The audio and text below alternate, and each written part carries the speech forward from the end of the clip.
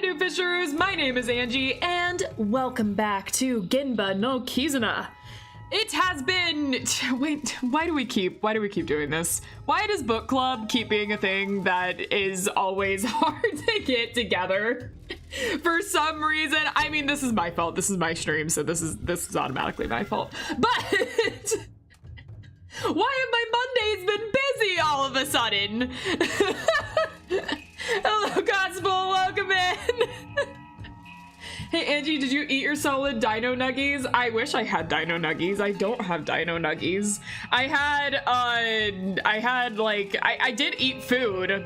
It was like this, chicken jalapeno, like, pocket thingy. It was good. It was good. I want dino nuggies. Dino nuggies sound great, actually. I literally had some for dinner. Yeah, that sounds fantastic. Oh man, I'm gonna go to the store real fast. I need to actually play this game correctly, the correct way as intended, and go to the store real fast and buy some dino nuggies. That'll be the finale, actually. We celebrate the finale with dino nuggies and like some nice wine to go with it. You know, the way as intended. Oh man, you know what? We should pin that. Literally had some for dinner. Oh, people will be confused. Hold on, I'll do the hello Angie, did you eat your solid dino nuggies? That's really good. I think that's a really good pin for this. Oh man.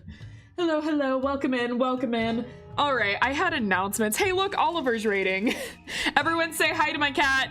He's coming in. All right, I have some announcements. I immediately forgot them as soon as stream started, despite the fact that I rehearsed this, but I won the bet. Oliver, hey.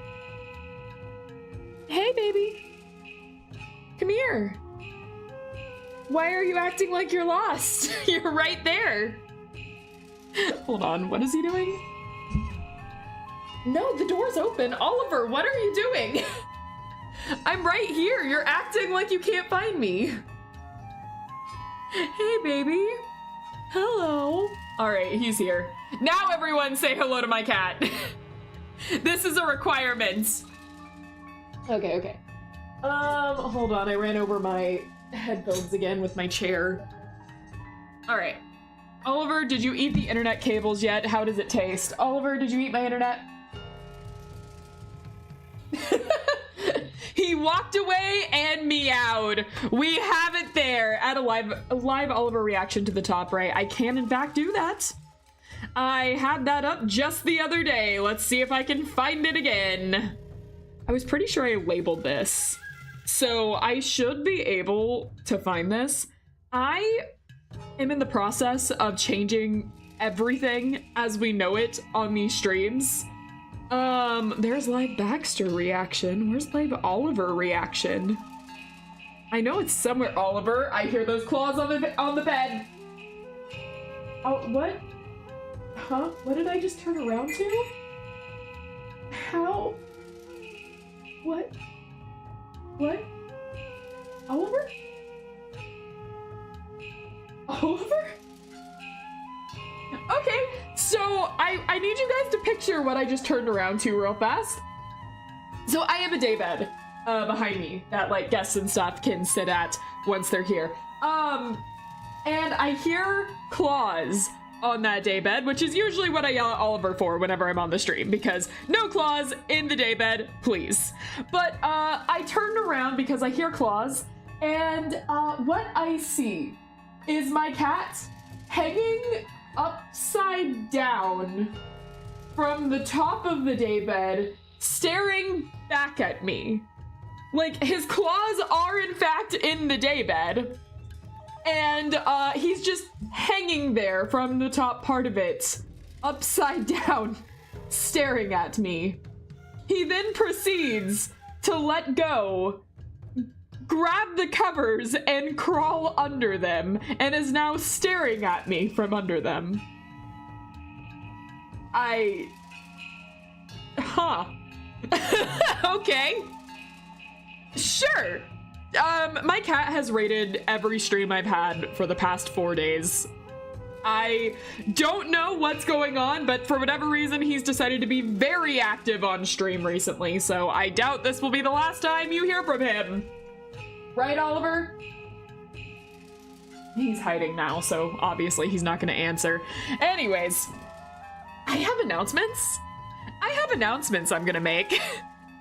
Okay, first off, just to let you guys know, this month, out of every month we've had so far, is probably going to be the busiest for me in a while. I am leaving at the end of the month, only for a weekend. Not very long, you don't have to worry about that. But I'm going to a convention over the weekend, so I'm gonna, that will be the weekend of the 22nd. So I will probably take a few days off, so you guys won't see me during that. Stop with the graduation stuff. No, I'm not graduating. The birthday stream is coming up. You're not gonna be absent for that. I'm not gonna be absent for my birthday. I'll be here. That's in June. We still have a little bit. Wait a second. March, April, May, June. Oh shit. Wait a second. My birthday's next month. Oh crap. I don't have anything ready. Oh my gosh. I was supposed to send some. Oh my god. Okay. Suddenly I'm reminded that my birthday is next month. Oh shit. Oh, I have to get things ready for that stream. Oh my gosh, I don't have anything planned. I have nothing ready. And why did I think I still had like 3 months? It's next month. Oh shit. Okay, well, no, birthday's not canceled. I'm just gonna have to plan a little harder for an event that's happening in a month. No, stop with the doom posting. Not canceled. I'm just suddenly reminded that I in fact am aging in a month, and oh man, I forgot about that. I had to do a whole countdown there. I was like, wait a second. We still have a little bit before June. Oh shit, it's May. Anyways, look at you guys remembering my birthday before me. Anyways, at the end of May, on the week of the 22nd, I will be gone. I have a horror convention that I will be at. And so I usually with these is that I will be gone for the weekend. I usually, because I have to travel to these events, will take a few days off beforehand. Typically I will take the following Monday off because I'm getting back in town, and then I will usually stream talking about the event. So that's basically what I'm going to do this time. I'm gonna try to get like a few vlog stuff in, see if I can. I've never really done vlog content before, so we'll see. Anyways, that is the announcement I could remember to share. I really should remember to start writing things down again, but nope, I've decided I'm a professional streamer that doesn't write things down anymore, so I don't remember what the other announcements were. Maybe one of them was my birthday. Anyways, so when is exactly your birthday, Angie? June 10th. It is June 10th. I missed most of that because my sister came in to show me a moth in a glass. Oh, that sounds cute. All right. Yes, so weekend of the 22nd, I am going to be gone. I will be out of town. I have to travel to Texas for a convention, and then I will be coming back and sharing what happened and everything. That is the main announcement. This took way longer to talk about than I was expecting, but I guess that's what happens when you forget your own birthday and all the rest of the announcements you were going to share.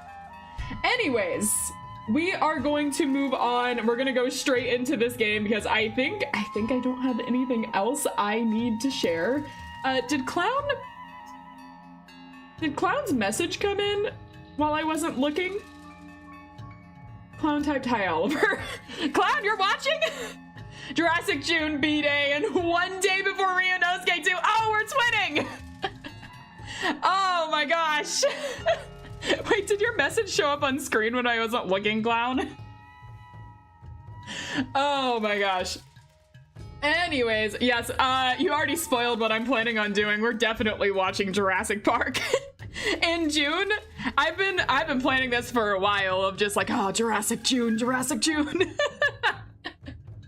We're gonna go through all the movies now that I figured out how to do the Discord watch parties. All right. Anyways. Oh, Dino Summer's coming back. All right.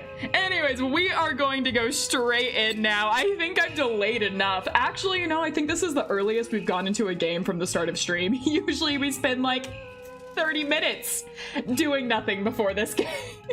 And this is just all book clubs. All book clubs are like this. Oh, man. Okay, did I save it? No. Okay, then you were the last one. Did we not do book club at all in April? Did we do no book clubs in April? Look at this, chat. Look at my sen. Look at what I've done. Look at this. Look at this. That says March. Why are my Mondays busy? I miss my visual novels, chat. I miss my visual novels. All right, let's get into this. I'm done moping. Okay, so before we officially start, I'm gonna do something that I talk about doing every single time we start this game, and I never do it, and then when a question comes up, I'm always like, so we're gonna glance over at that nice little evidence tab that is provided for us that we could look at any point in this game. Angie, why are you short? I'm not short, I'm just leaning down so you guys can see everything. This is part of the experience. Don't you dare call me short. How dare you? I'm not Space. Space is short. I'm not short. Hi, Aubrey. Welcome in. No GENBA for a month. I didn't even notice. I knew it was like a little bit since we had streamed book club, but like, man, it really hits home when I see the month. It's been a month, and I'm just like, what do you mean it's been so long? Okay, right. So I'm gonna just glance through some of this. This is speed reading. This is definitely going to be speed reading stuff. I'm not gonna like read it out loud. We're just gonna kind of look over it real fast, so there's no surprises when we come in. And then Angie's not sitting here going like, I forgot to read everything. I have no excuse. This is written right here at any point for me to look at. Okay. Right, Angie, I forgot to add the live Oliver reaction. Oh crap. I'm failing my job. Okay. So we got live Oliver here, and then I did not label that Sinosauropteryx. Nailed it. I have not labeled that yet, so give me a second as I try to find this, like always. Let's see, we got Blue Oliver. We got a lot of images that are not labeled throughout all of this. Okay, is this... First try! First try and it wasn't labeled! Let's go! You can sit on my head. Alright. That's the proudest I've ever been of an achievement. That's the highlight of this career. Okay. Let me just shorten this so you guys can read the text on screen. And we're just gonna go through this real fast. Okay, Tyrannosaurus Rexling, Trail of Blood. Okay. Both arms have been severed. All right. And I just realized that I was pressing on OBS and not the game. That's not going to help me. Here we go. Okay. Since I'm not reading this out loud, I can read through it a lot faster. Wait. Okay. We're officially going to start investigating the other room, so this one might come in handy to remember. So we've already used it once. Okay. Also, we know that this was tilted up now during that whole thing. That's really interesting. Also, no, my message did not show up. Okay, I've outsmarted you guys officially. Angie, add the moth from Discord. The what from Discord? The what now? Hold on. Oh! What? That's so cute! Wait a second! That's adorable! Okay, alright, you got me. You got me. I'll definitely be distracted to do that. Oh yeah, Angie, it seems like you didn't answer my very serious email. Oh, I meant to say something about that! I'm sorry, Klapik. Oh, that's on me. That email was incredibly funny. I really liked that. You said I was allowed to share that, right? I might share that a little later with the Discord because it was really funny. Either that or on the next Library of Ruina stream, I might show that because that was incredibly funny. All right, let me add this moth real fast.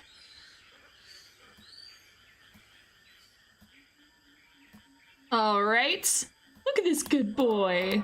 I like moths. They're so cute. They're fluffy. They're like big fluffy butterflies. All right. Well, darn, now you have me curious. I'll share it. I'll share it. I have special permission to share that. Very fluffy, I want a pet. Right? Moths are cute. I like them. Okay. So now we know officially that this was like tilted up. We don't have a picture of this, but the head was, when the body was falling in, the head was actually tilted up. So it was like, it could slide in easily. Which gives me a lot of theories. I'm staring at certain stuff now going like, did I miss some things? Because like this also gets me. This being here. Because it's nowhere near here. But now in this shot, it's here. Why did it change positions? Huh. Okay. No, Angie, you basically admitted to hating Klepek by not answering his email within seconds. Unbelievable. I never answer emails in seconds! I sit here whenever someone sends me anything privately, I sit here like panicking for like 5 years before I can finally answer them. Especially if there's compliments in there, which there wasn't in that email. But whenever people send me anything, I like panic because I don't know what to say back, especially if it's heartfelt. I'm just always like,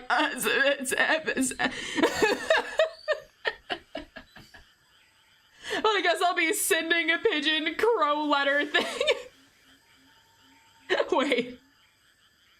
Oh man. But. I get your message, Angie. BRB banning Klepek and Klepek's descendants. Wait, no, hold on. Don't ban anyone, hold on. No, I said specifically with you, there's no compliments in there. I'm just saying in general. You, like, were very specific to, I mean, you did, hold on, actually, wait, there were compliments in there. The title of the message was, like, a compliment, wasn't it? Okay, alright, anyways. I mean, as much of a compliment as you give me, which is by also insulting me, but, like, Come on. All right, all right. Anyways. Okay, we got that. Okay. Got it. Right. I don't think anyone can forget this body. All right. Fatal, right. Nose is swollen. Okay. Yeah. And then the theater blood is on him. Angie, I had a dream where I was playing Inscription, and then Roland broke into the cabin and obliterated I have not played Inscription, but I did watch a Let's Play of it way before I decided to become a YouTuber. I don't fully remember it, though. We're gonna have to play that. Imagine if that was an actual dino just standing very still. Very patient dino. Guys, Angie literally hates me. She sees no world in which I am nice despite reading the email I sent. Wait! Oh yeah, BTW, that body always reminds me of the guy from Spy Family for some reason. Lloyd was his name? Wait, this guy reminds you of Lloyd from Spy Family? Hold up, wait. Him? This guy?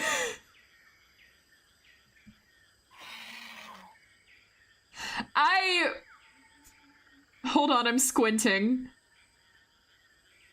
I guess there's like, I could see it, I guess. Not where my mind goes to. Oh shit, you're right. What are you guys seeing? My mind does not go there when I see this guy. I mean, the blonde hair is kind of similar, I guess. Poor Lloyd.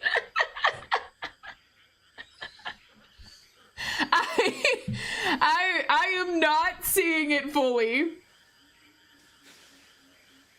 Your forger, what did you do? I don't see it. Maybe you need glasses. I'm squinting to see this.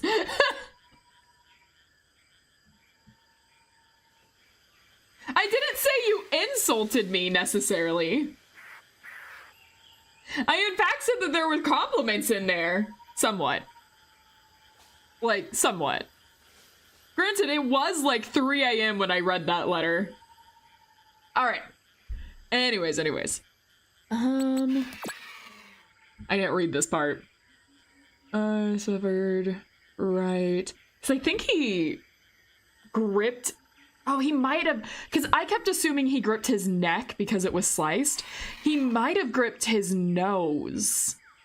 Because it was bleeding. I don't know if that makes too much of a distinction. Well, yes, it does, because that would change a lot of this, depending. But... But... It might have been because he gripped his nose of why his hand was so bloody like this. Actually, that makes sense. It was 2 a.m. when I sent that matching. Yeah, both of us staying up late reading letters, writing letters, doing whatever. Staying up way past the bedtime. I turned around because I heard something, and I'm watching Oliver attack my shoe. Oliver? Why? Okay, no answer. Angie, did you read my dream part 2? No, but I can. Also in the same dream, there was a speedrun category in Inscription called Piss Off, Roland. And the entire point is to banish, PO3 to the library? What's PO3? Okay. Wow, how dare you immediately accuse all of... Oh, it was actually him. Yeah, no, I'm watching him attack my shoe right now. His arms are around it, and he's biting into it, and then just started staring at me because I caught him. Okay. Okay, we got a digital camera.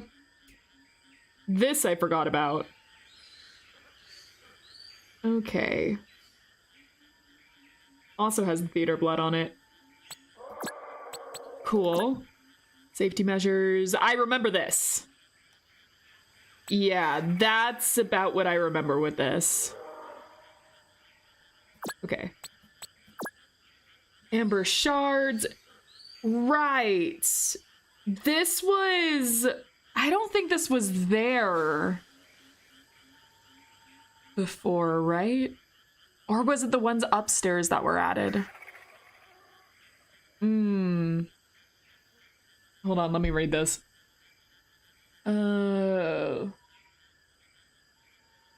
Right, the shattered amber.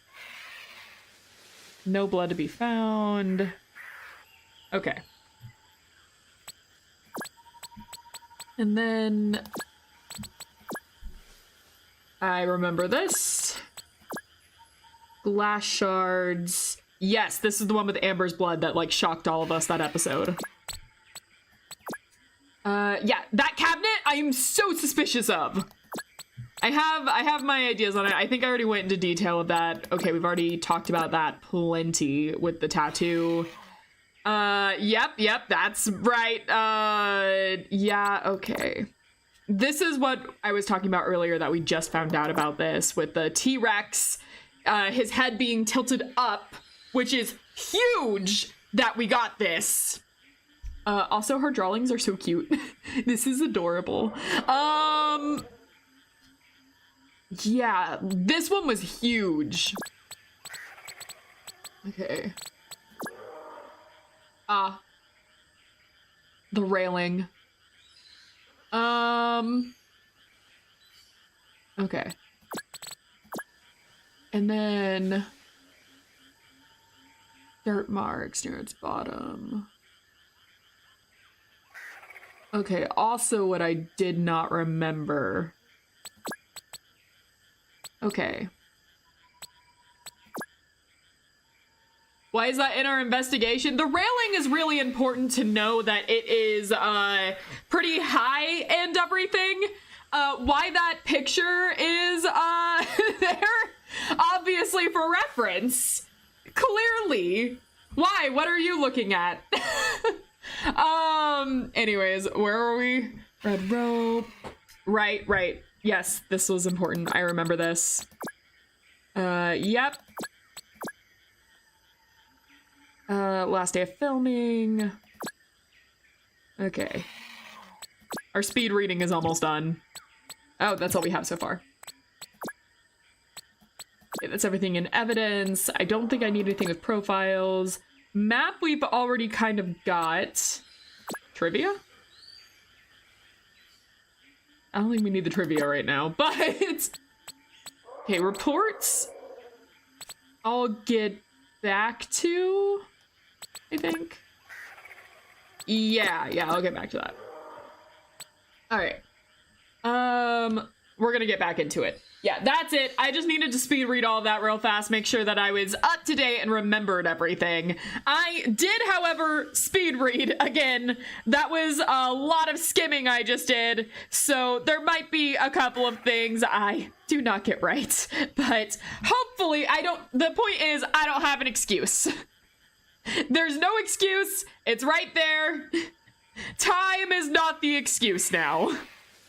Everything is now up to my own stupidity. It already was up to my own stupidity before, but now it's definitely my own stupidity. Anyways, I now have to suck it up and voice act. All right, let's go. K1, how did I do this? All right, I've got my gloves equipped, the DPA set up to take some notes, and both my body and mind are ready and stoked to do some real investigating for once.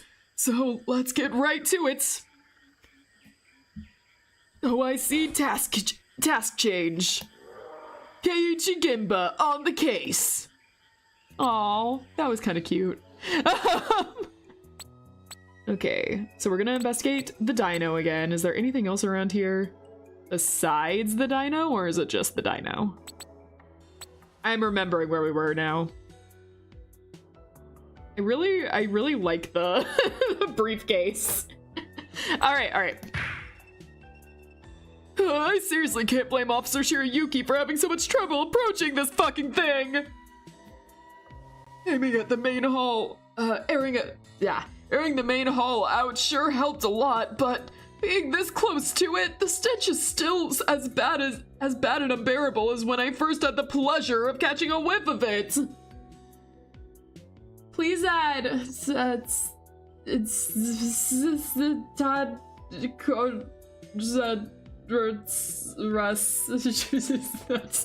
that was so abysmally wrong that I got insulted on behalf of Dino fans. I'm a Dino fan. I'm calling myself a fake fan for that one. I'm insulted on behalf of myself. Okay, all right. Hold on, I'm gonna look that up real fast. I can't blame you for not being able to say most dino names because there's only the scientific name. Yeah, there's not being able to say dino names, which I can't. There was also whatever the heck that effort was. I can't even call that one effort. Okay, let me look that one up real fast. Oh, cute. Let me find a usable picture on here.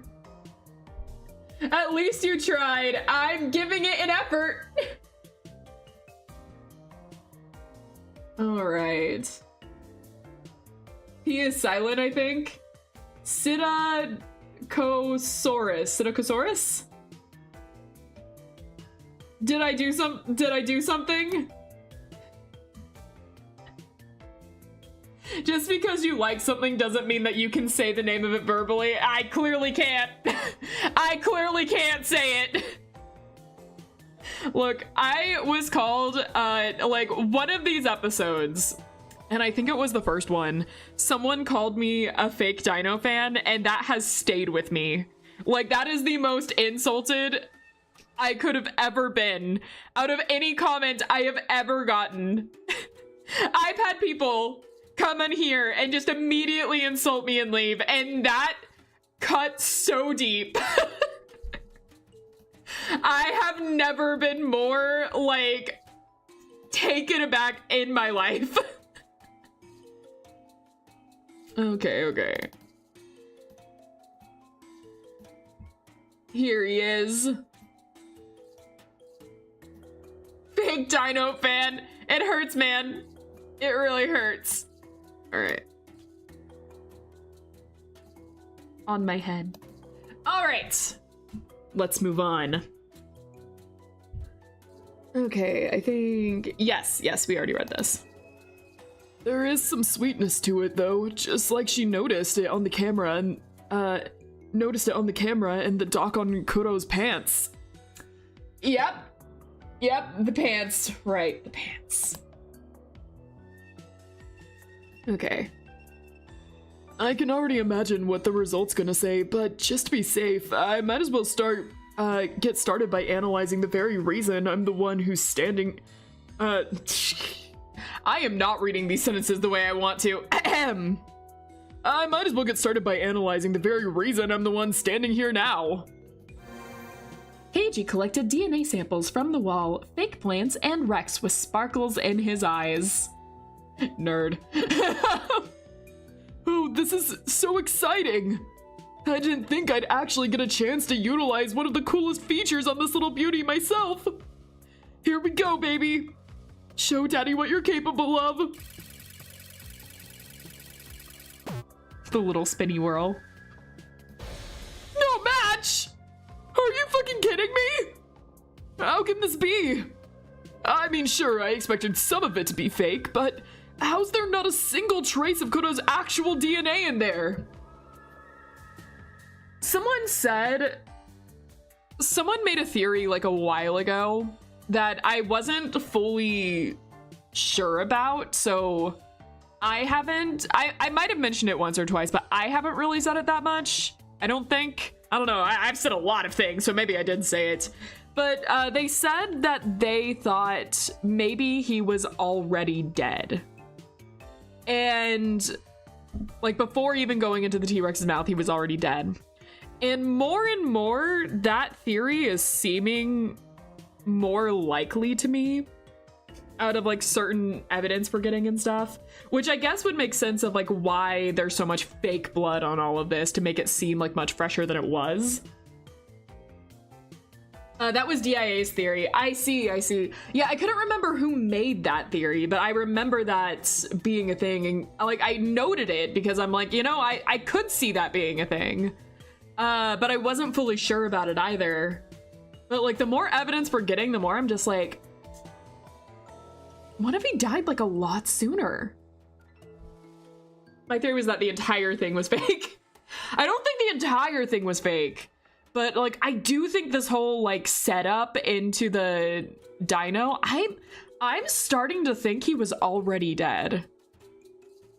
And then it would make more sense if he was already dead, I think, for, like, why they set it up, like, the T-Rex so easily being able to, you know, just...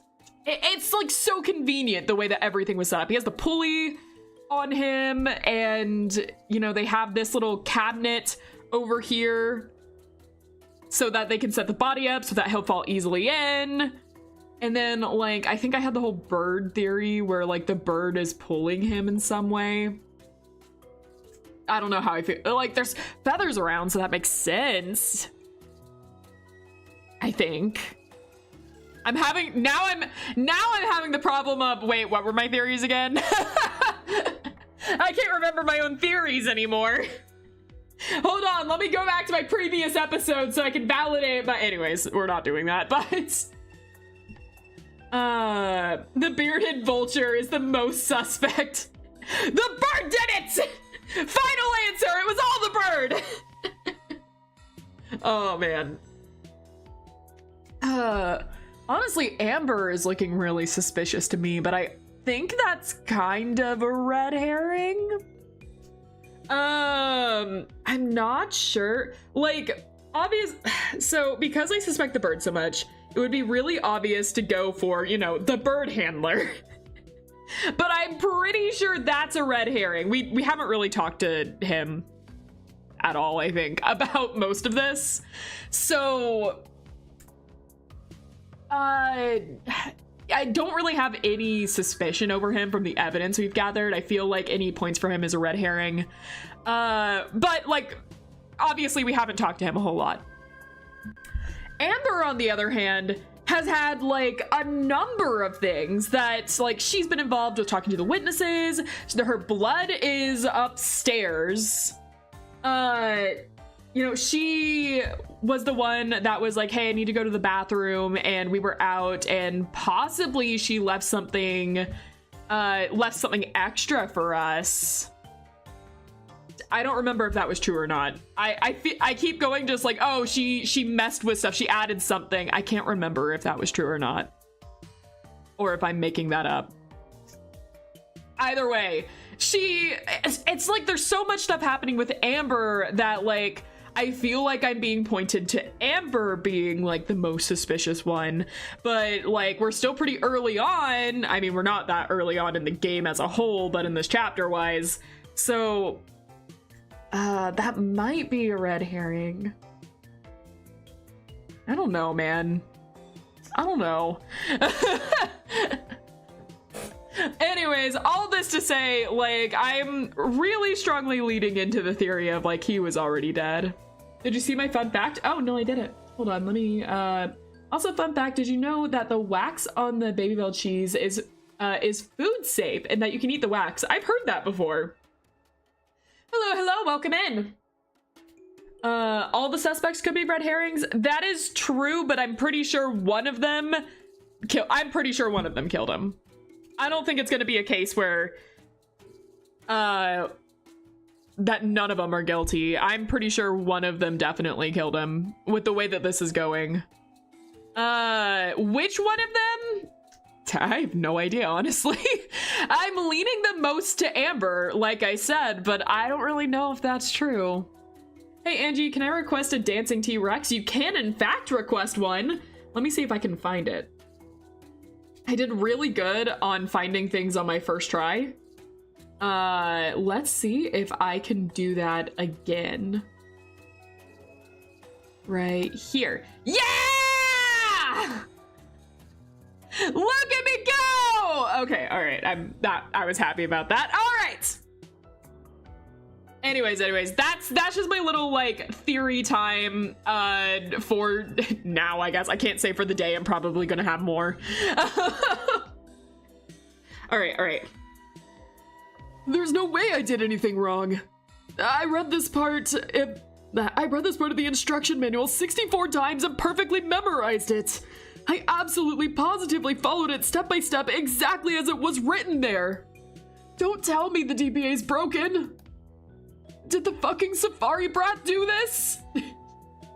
Wait. Hello, welcome in.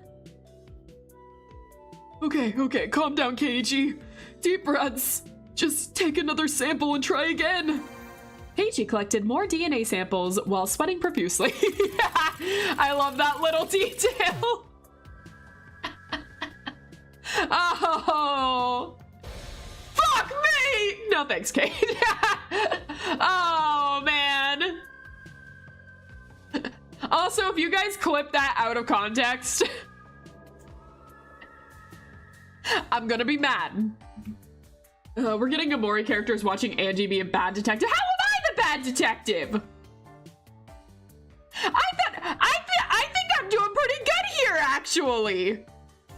I think I'm doing pretty good gospel on a scale of 1 to 10. Don't answer that. Don't answer that. We're not playing this. You can answer that when the game is done. When the game is done. If you clip that out of context, failed step 1, Angie. I know. As soon as I was like, if you clip, and it ran through my head of this is a mistake, don't say it. But then I already finished the sentence, and now I'm just sitting here like, you know, sometimes my brain works after my mouth already said the words. I can't even say that's a sometimes thing. That happens far too often. Oh, Klepek always beats me to it. Yep. I can see a number happening in the Discord right now. I walked straight into it. I saw the hook hanging down, and I bit it as my mind was saying, don't do it. Okay, we're moving on. Where are we? What are we doing? All right. Okay, let's try to think about this rationally. First of all, there kind of is a whole lot of blood here, to the point that the entire foliage, to the point of the entire foliage being drenched. I'm no medical expert, but I don't think a dead body could actually lose quite this much, so it would only make sense for the vast majority of it to be fake, right? Angie, there's so many moments you would save yourself from getting clipped if you just shut up. I'm playing Hollow Knight. I know it. It's just my natural reaction to immediately go like, haha, anyways, don't clip that or something like that, because I think like in the moment it's funnier to say, and then afterwards I'm sitting here actually going, why the hell did I say that? Why did I say it? Why did I say, don't look at that? Why did I say it? I know what's gonna happen as a result. So why did I say it? And like all the time. The answer is because it feels funny in the moment to say that. And then I, you know, sit later in my regret like, oh, right. Now it's actually gonna happen. Anyways. Okay, where are we?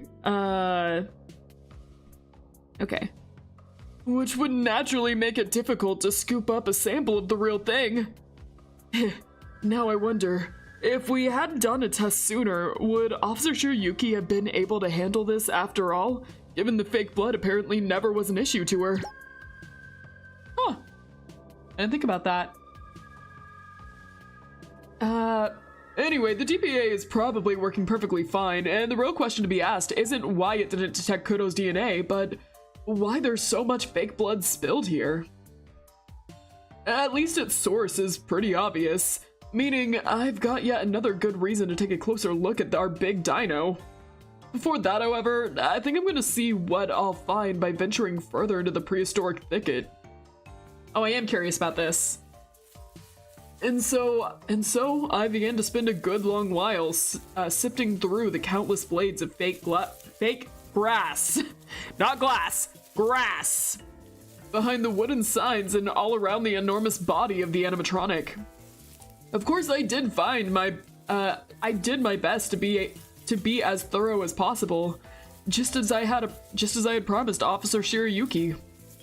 Unfortunately, though, I didn't find a thing among them, no matter how hard I looked. Thus, with a little bit of resignation, I eventually decided to shift my attention towards the main point of interest: the dinosaur's gigantic head. Without contacting the crane operator and requesting some help, it was obviously impossible to peek inside the jaws, so I began focusing on their outside, which was covered in a tremendous amount of theatrical blood. It was difficult to get a really good look due to the cramped and restrained space created by the nearby glass case, as well as the fake plants, which I had to keep shoving aside just to examine the dinosaur's rubbery lips more closely. Angie, can you spawn in space? I mean, the actual person? No. I feel like spawning in her avatar here would create a wrong idea. Because she's not here? Unless. But no, she's not here? Hold on, I missed some things in chat. Well, yeah, they have fake glass. They do shoot movies. I mean, yeah, possibly. The stream chat is always having a stroke. That's Stream Elements. I can't control that. It just will sometimes flip out randomly. Do it. Spawn in Space's avatar. You haven't requested anything yet, so it's fine. Here you go. Here she is. She's beside me now. Okay. Yeah, okay, I read this. While doing so, however... I stumbled upon something rather unexpected. As it turns out, there was something still hidden here after all. And it was no wonder that it had been overlooked until now, as it was partly laying behind the glass case and mostly covered in huge plastic leaves. What the heck is that? Let's see, come to daddy, you little... Eh? What is that sound effect? Ah! And just like that! My entire world went pitch black. Wait, what? What? What happened? Keiichi? Oh my god! We killed him! Oh no! Officer down! Oh god! An unexpected event has happened. So, I suppose we have a vote now on who we are going to, play as next. Keiichi fucking dies. I see we have found horrors beyond our comprehension. Yeah, sounds about right. Surely Dexter can save us. Are we calling him Dexter now? Okay, all right, so we have Best Girl Yuki over here. We have our lovely doctor over here. We have Officer Mizu over here. So yeah, we can pick one, but not Keiichi because he died, I guess. OBS Corp should take his place. That's 2 votes for the doctor now. Redman, 3 votes for the doctor. All right, Doctor has become popular again. Angie put a Lego Velociraptor on stream. Wait, you've already got one, Aubrey. You asked for this guy. It's one per customer. You guys get one per. You can't just... You can't just keep adding them. That would just be chaos. This whole stream would erupt into anarchy. All right. Doctor 1. Let's go. So is anyone gonna notice that he, is anyone gonna notice that he's out? Can I have a silly little hat on the moth in the corner? Yeah, sure. I can do a silly little hat. I don't have a silly little hat, but I have a dunce hat. But that's not a silly little hat for the moth. Hold on. Let's see.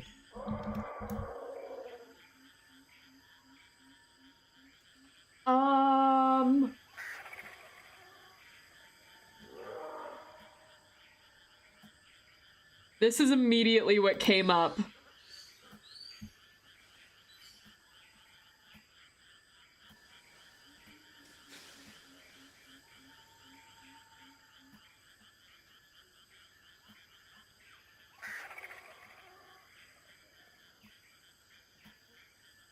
Okay. The dunce hat is Angie only. Okay, got it. This is a glorious day. The requests have been fulfilled. I will sue you for unpermitted use if you put it on anything other than yourself. I see how it is. All right. Give me 1 second. I have to mute for just a second.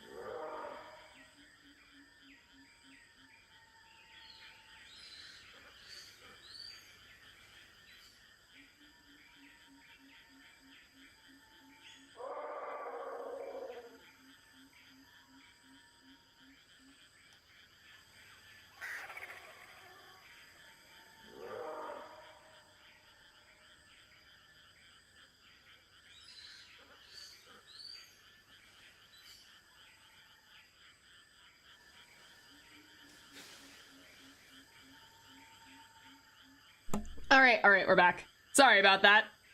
All right, let's see where we were. Oh man, I forgot. We're voicing him now.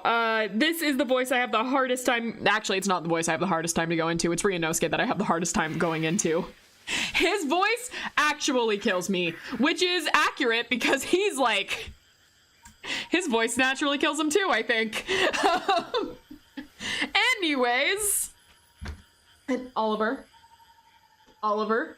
what did we talk about with scratching the bed? I see you.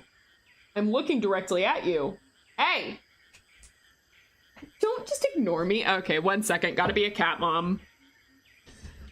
Oliver, please! Hey, baby. What did we say? We don't scratch the couch. Your scratching post is right there. No, remove the claw. Remove. Okay, I'm picking you up. This is your scratching post. Use it. All right, we're back. Oliver is ungovernable. It's true. He immediately went back to the bed. At least he's not scratching it now. Okay, all right. Okay. Sheen, I have to remember how to do this. Okay. It was like... I know this isn't as comfortable a resting place as the luxurious leather chair in my office, but being such a diva about it and starting to hurt all Hold on, wait, I read this wrong. But being a diva about it and starting to hurt already will not magically make a better alternative appear out of thin air. And no, I will not perform that task standing, so... You'd better clench those cheeks and bear it, as I'm afraid you'll have to make do with these, sanguine stares. What? What is that what is that what is this sentence? Hold on. What was I about to read? What is this here? You guys, I was about to walk straight into this one. You guys have eyes, you can read that. Now then, let's do some digging on my DPA, shall we? My mind may be telling me that this is going to be a rather futile endeavor, but for some inexplicable reason, my innate intuition seems very insistent on inspecting the medical database in search of intriguing information. Sure, it could also just be the callous call of desperation, as I do not know what else to do. My kitty was also a menace. My kitty's always a menace. Aren't you, Oliver? You're a menace. He's just staring menacingly. But either way, it is much better than doing nothing, so we might as well give it a try. Who knows? Maybe by some marvelous miracle, we will indeed stumble upon something regarding the people involved in the Cretaceous case, which can help us further untangle it. Oh, right, I almost forgot. First, we should restrict results to What? I almost forgot. First, we should restrict results to Rogetsu, and then we also need to keep in mind that there was some sort of bug with the text-based search. Something about it currently requiring case-sensitive input and being impossible by family names only. Oh. Wait, do we have to guess the... Huh? Well, that should not hinder us. In fact, I'd be curious to see who else might pop up by entering that name. So, my painting buttocks and perished little Kuro-chan, are you two ready for some research? What?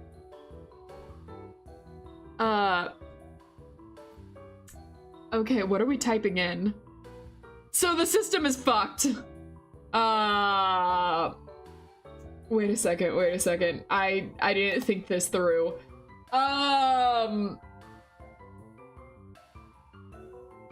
Okay. So, case sensitivity, and why am I clicking on OBS as if that's the... Type horse. You guys are so helpful. Okay.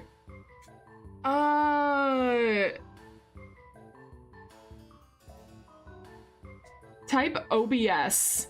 He's wearing the badge. What are you guys typing in here?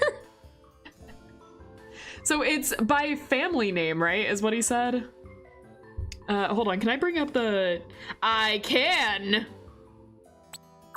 Okay, that immediately helps. Horse is the family. You want me to type horse this badly? Fine. You know what? Yeah, sure.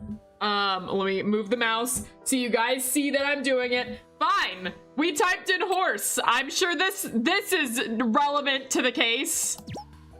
Oh, that's, too bad. Too bad. Nothing came up, as it turns out. What a shocker.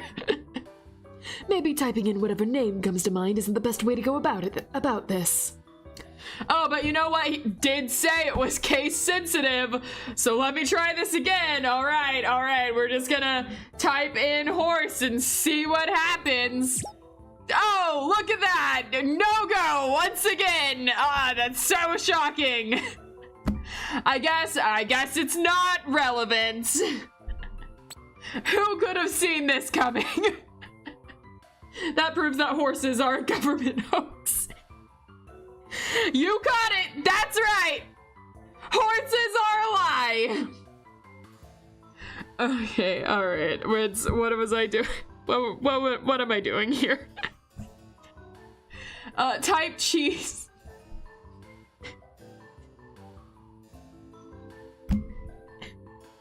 Right! Cheese! How could I have never seen this coming? Dragon? Yes! Yes, perfect!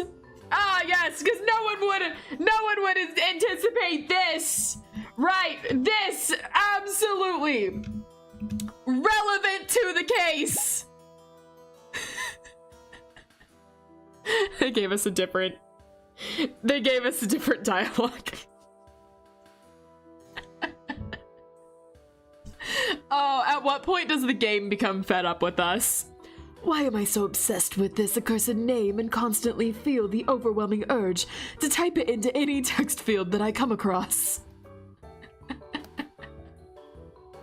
Okay, alright, type fish.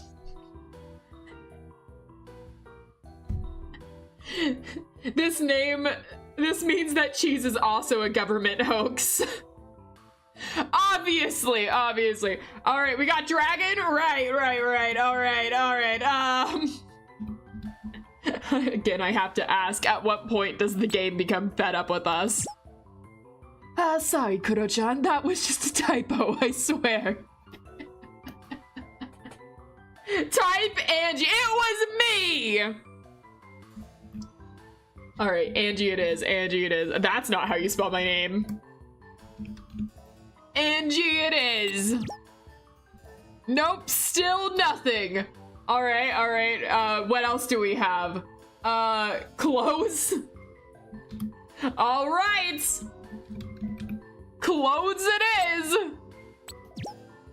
Nope, still nothing. Type fish. Alright! Nope, still nothing. Looming. This is all so... He's obsessed with this accursed name! He's obsessed with the name Looming. Got it! Okay.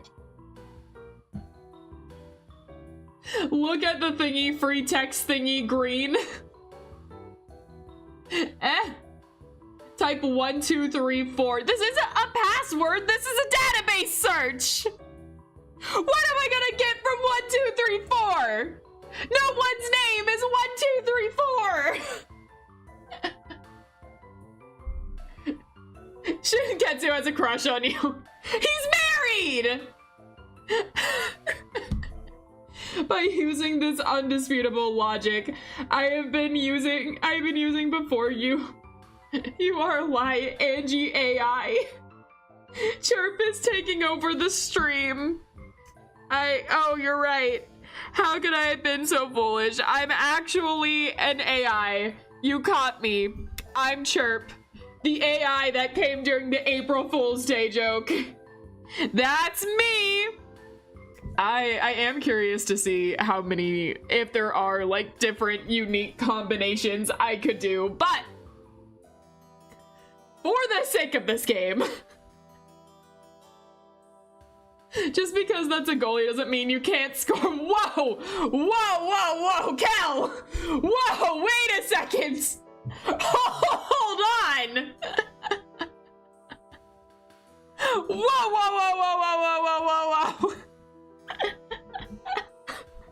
I was not expecting that. All right. Hey, Angie, I'm very offended by you saying 1, 2, 3, 4. That's my name. Oh my, did you really change your name to 1, 2, 3? Okay, fine. You know what? Yeah, sure. 1, 2, 3, 4. Do we have a hit? No, but he's obsessed with that. All right.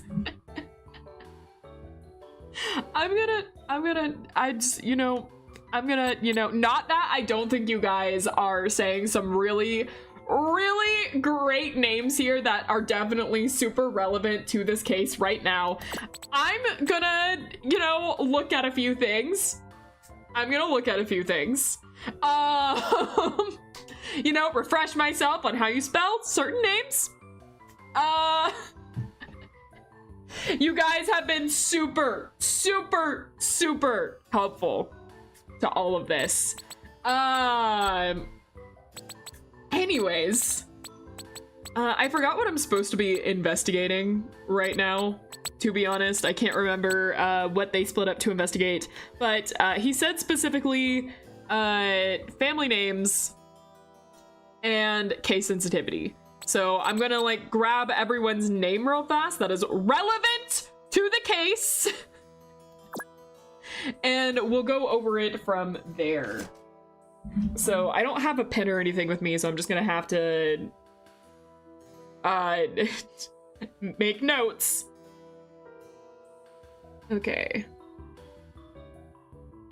So we got the Kaseki residence, which is probably going to be pretty relevant. I want the victim's name. Did I pass it? That's the body. Oh, regardless, it's on the note. Regardless, I can just, it's on the note, so.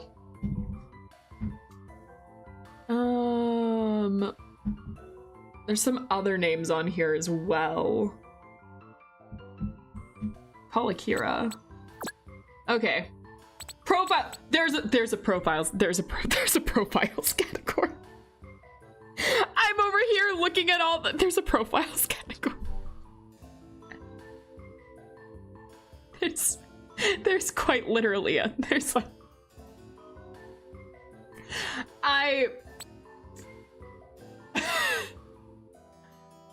okay, look guys, it's been a long day. Look, it's, there was a lot of work I had to do today. There was a lot of, you know, it's, you know, the week even, you could say, has been a long one. Where were we? It's the start of the week. Anyways, Angie's so bad at this, the game dev had to show her the way. Shut up. Shut up. Shut up. Times 5. Shut up. Okay, well, that's, my cheeks are so incredibly red right now. Oh, look at that! There's a profile! Right there! In, big clear text! Okay.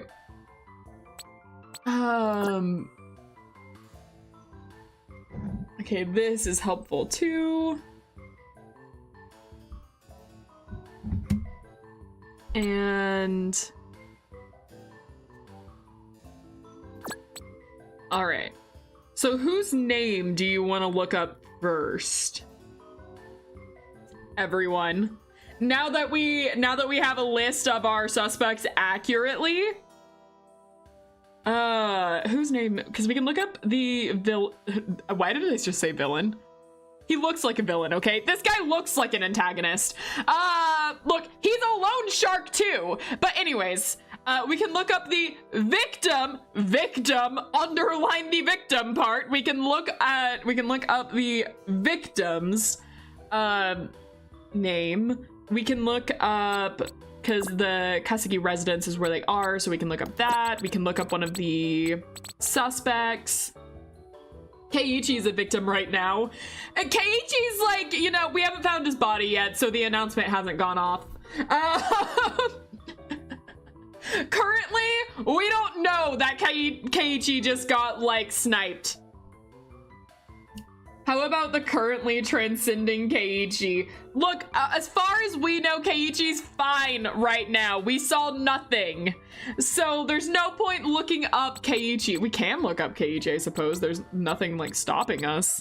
What are we gonna look at? His past records? It's literally Genba. His last name is literally Genba. Okay. Why not? Still the same, eh? Despite a good amount of Genbas being listed here, there's no sign of our very own, which is more than just a little bit odd. Actually is like lines for this. I was under the assumption that he was born in Rogetsu, so his medical records should appear among these results, but not only do they not, even if I expand the search of all of Tsukihami to switch to Kujikawa, where he transferred from, they are nowhere to be found. His police records show up just fine, but on a medical side of things, the good man is quite the medical mystery, it seems. Interesting. Perhaps he is a ghost. Or just the victim of another pesky bug haunting the DPA. Hello, hello, welcome in, Afu. He got eaten by the voice box. He's just dead, what can I say?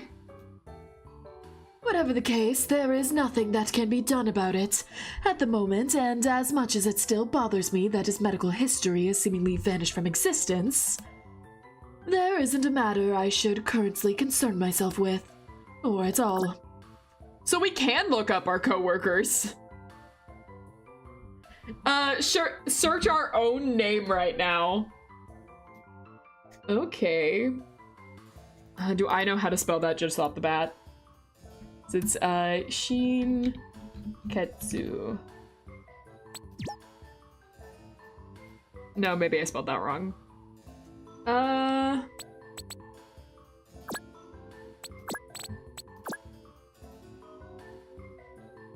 Kikai. It's because his last name is Kikai, actually.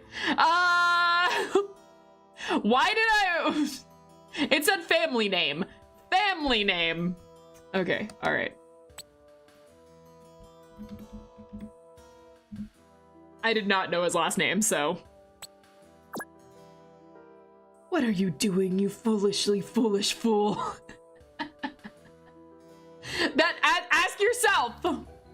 Is this really the right moment to inject yourself with another dose of depression? Oh!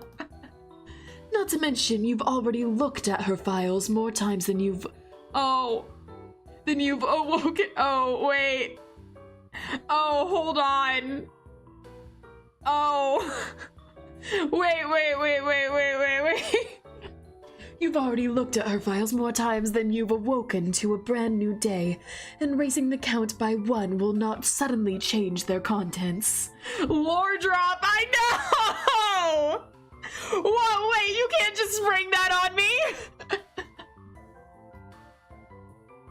Just focus on your work and learn to leave this matter at rest. Wait, go back to that! Go back to that, I want to learn more about that!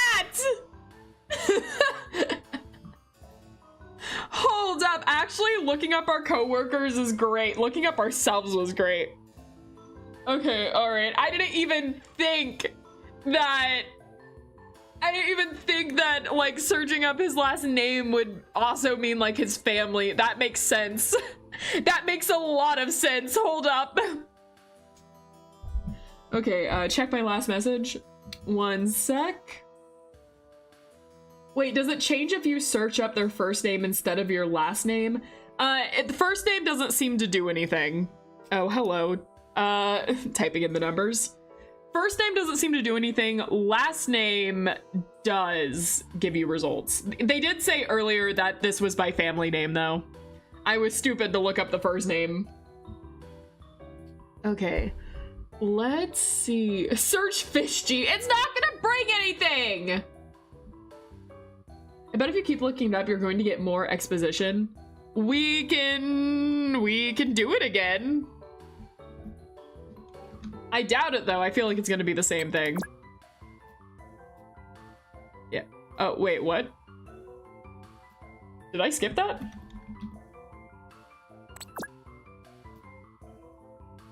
Okay, I despise repetition. All right. That's our result. That's our result. Okay. Let's see here. You crashed Dexter there. I did. Okay. I need to get everyone's last name real fast. Is her last name literally Mizu? Huh.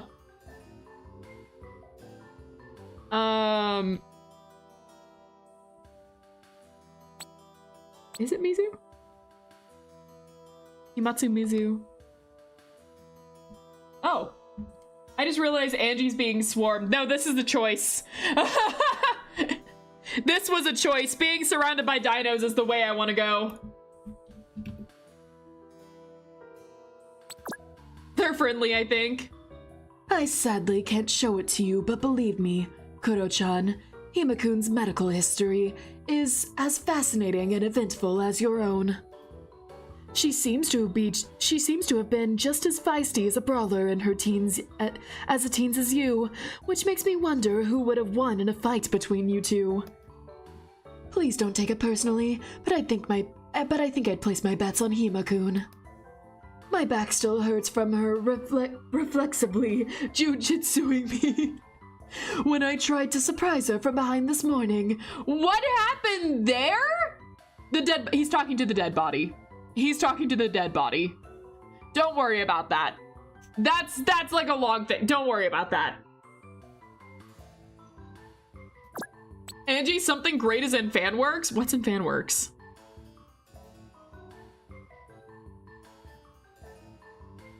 Oh my god. Oh my god. I can't click on that.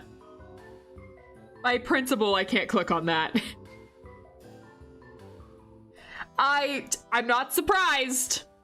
I'm not surprised. I'm not angry. I don't even have the full energy to be disappointed. You know, it is what it is. It is what it is. Yep. I should have seen that one coming. All right, Heart, it was you. You know what's coming, right? By principle, I have to do this at least once this stream. Anyways, well, it's been fun. Goodbye, Klepik. Goodbye. All right, now, where were we? Anyone else have anything they want to add? Where were we now? I believe we were looking up our coworkers. That's OBS. That's not the game.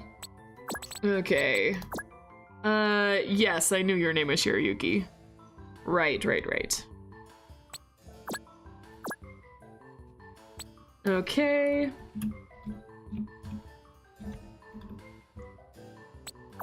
What does it say?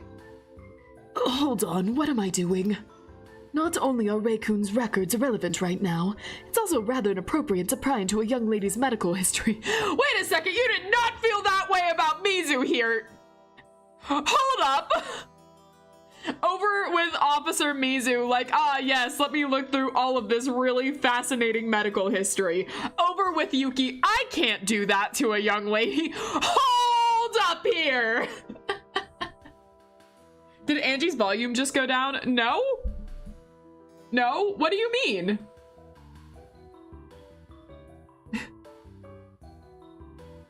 Hold up, what do you mean? My volume didn't go down. I haven't changed anything. Now you're making me paranoid. Angie, please look up the victim. I'm gonna look up the victim. I'm just intruding on everyone else's privacy first. I'm searching for lore. All right. Hold on, what am I? No, I already read this. Never mind the fact that I already got to see it during the hiring process anyway, so there's really no reason to pull it up. And to remind myself of the irritating reality that, out of all the surgeons in the city, it had to be that insufferable hack Irie who had the honor of removing her gallbladder. What? Huh? What was that? Who's Irie?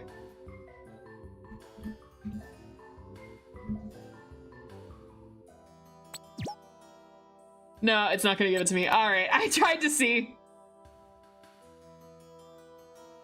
Reminds me of Higurashi. Anytime I hear that name. All right, Keiichi is the same for me. I hear the name Keiichi and then immediately go Higurashi. Let's see. Okay, Shinpuku.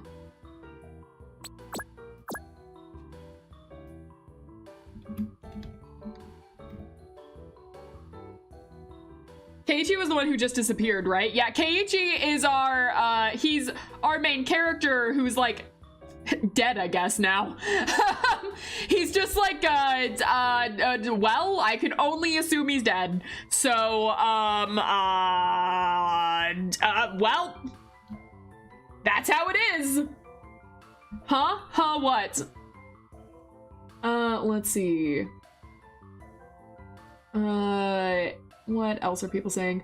Volume just went back to normal randomly. My headphones might be tweaking. I see. Interesting. You got the sus voice box. Yeah, basically. I'm not sure what happened there, but like, I guess he's dead. Don't worry about it. I'm worried about it all of a sudden. When you say don't worry about it, it suddenly makes me worry about it. Okay, all right. Let's look him up. Ah, yes. The Shinpukus. One, if not the most prolific family in town when it comes to racking up hospital stays, the bulk of which are accounted for by good old Nobu-chan, of course due to his many dangerous and sometimes near-fatal bruises with organized crime. The ludicrous amount of times he's been shot at, sliced up, and even caught in explosions in the 3 years that I've known him never ceases to baffle me. Wow, we're going in detail about this one. The fact that he's still alive and kicking is nothing short of a miracle. However, the rest of his family doesn't seem to be any less prone to serious injury. No, runs in the family. From his wife getting hit by a car, oh my god, or his brother getting knocked off his scooter by a falling tree branch, to even his little niece tumbling down the stairs and smashing her forehead on a vase. God, guys! There is always some sort of medical emergency occurring in this family, to the point one may wonder whether they're cursed. I couldn't even begin to imagine the stress, worry, and anxiety they are consistently subjected to, especially knowing that these incidents sadly have not always had a miraculously happy outcome. To think his other niece died at only 14 years old, and by drowning no less, during what was supposed to be a fun family trip to celebrate a birthday, if I recall correctly. A truly tragic tale. And one you can definitely tell deeply affects Nobu-chan still. He clearly loved her just as much as his own daughter, which is naturally true for the surviving sister as well. Just this morning, he once again shared his worries regarding poor Raikun, who, even after 4 years since the incident has passed, doesn't seem really to move on from the loss. Nor does anybody in the Shinpuku family, really, but I certainly cannot blame them. On the contrary, it's something I can understand only too well. That feels like it's another game entirely. I want to know more about that one. And yes, I hear you, Kuro-chan, and I admit that the Shinpuku family won't bring us any closer to the truth behind your fate, but there is a good reason as to why I brought them up. Namely, to illustrate a very tragic and quite irritating yet often unperceived fact of life. People always tend to think, why me? Why is that tragedy always and only befalls me? And it's when we take a closer look at the lives of those around us that we quickly realize how tragedy does not discriminate. It ravages every single life out there, without fail or exception. And it's important to regularly remind us of this in order to further our empathy, compassion, and understanding towards fellow human beings. Because whether they flash a bright smile or glare at you with hostility, they very likely hide a lot of pain beneath their expression. Okay, fine, I honestly don't know what drove me to look them up. I swore sometimes it's as though my fingers are possessed by some higher power, forcing me to type against my will. Hi, how you doing? Angie Lumine here, the higher power in question for this moment. That doesn't take away from the significance and value of my musings, however. All right. Glad I'm being acknowledged for what I am in this moment. Anyways, where were we? Looking up our coworkers? Why, yes. Nope, that's OBS again. Angie, click on the game. Okay. We can look up the witnesses, I think. Hikari.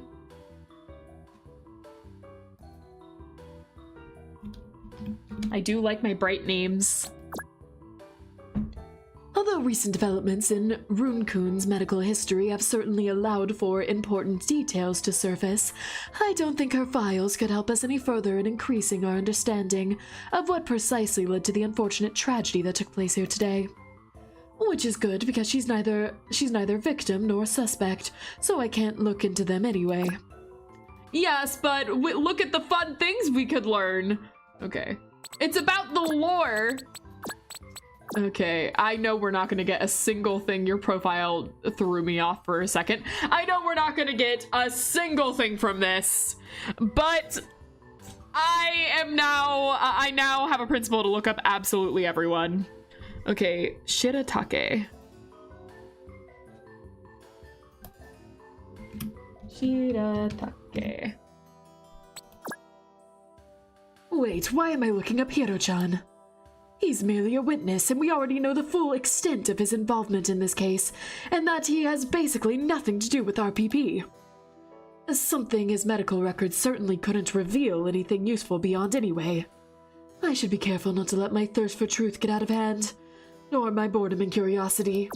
Yes, but think of the lore. Okay, all right, okay. So he do be kind of sus. Literally, he is just a witness that is annoying. That's it. That's his only crime. Look up Anoki mushrooms? Like, just Googling? That seems irrelevant to what this is. Okay, yeah, sure. I'll just, okay. Okay, Anoki mushroom. Yep. That's, I've seen those. Keiichi bleeding out on the floor while the doctor man looking up every person he knows for lore. Yeah. Okay. Alright, just checking something real fast. Alright. Let's see. I'm gonna look up, because now we're getting into more relevant people to this case. So now I'm gonna, who do I want to start with here?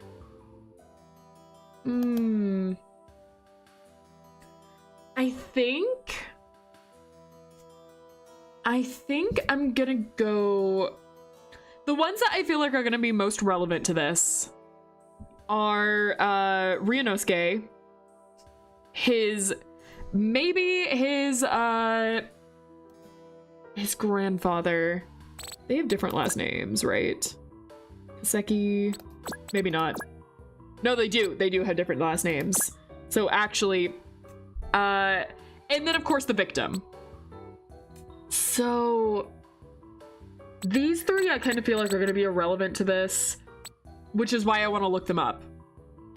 So I'm going to look them up first and then switch over and go in order of top to last. So I'll start with Jura. Okay. Wait a second, did I get that name? Is it Jutta? Wait, why did I? No, what am I doing? Angie!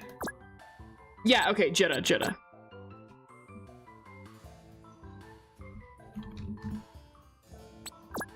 Alright. Oh dear, and here I thought Rei-kun had it bad. But she's nothing on poor Jutta-kun.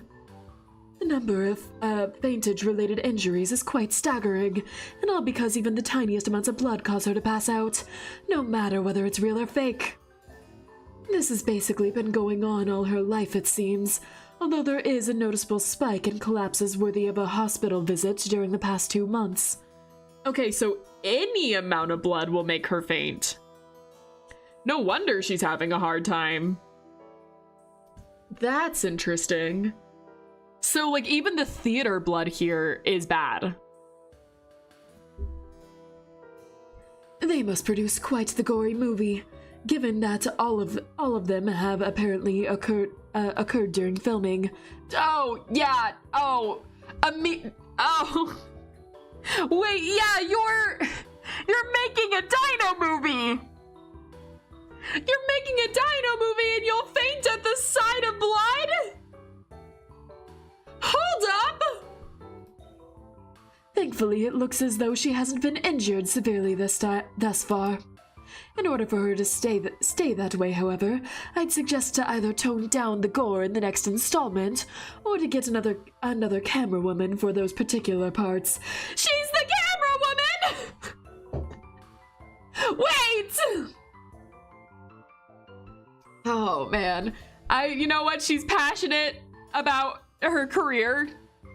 She has a lot of passion. I'm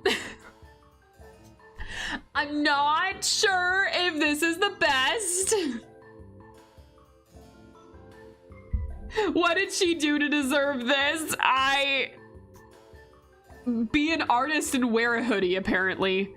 That's the 2 things I got, noticeably not wearing the hoodie in this scene, but she is moving lower and lower on my suspects list. Love how she was like in the highest place and has like now gone absolutely low because I had absolutely nothing. It's as if I put everything on a hoodie.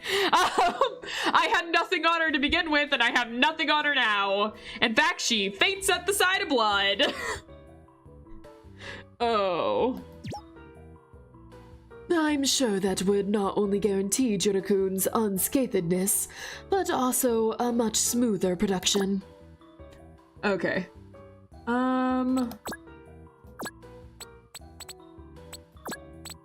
Next up, Harding. That's a cute profile picture. Okay. Right, given that our botanical pun princess has only moved to Japan about a year ago, it's no surprise that her medical history for Rogetsu is as devoid of anything noteworthy as my wallet.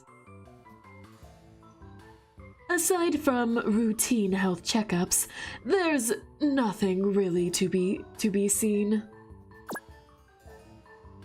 Which seems to apply prior to moving here as well, as there is nothing sticking out about her time in the US either. Well, why is the chat back to where I joined? It's a problem with stream elements. Every now and then it will just glitch out and not keep up with chat, or be just at a completely different area, or will just spaz out completely. It just does that. I can't control it. It's weird. I'm probably gonna be switching pretty soon to a different service for chat. We'll see. I've been wanting to switch for a while to a different one, but yeah, currently we're using Stream Elements and it just does that. Let's see. Looks like she's a rather prudent person who has never gotten into an accident in her life and who takes great care of her health. Quite commendable. Anyway, the only other takeaway here is one that Hima-kun will be quite unhappy to hear. Because her theory of Harding-kun getting breast implants is now officially busted. I love how that's canon.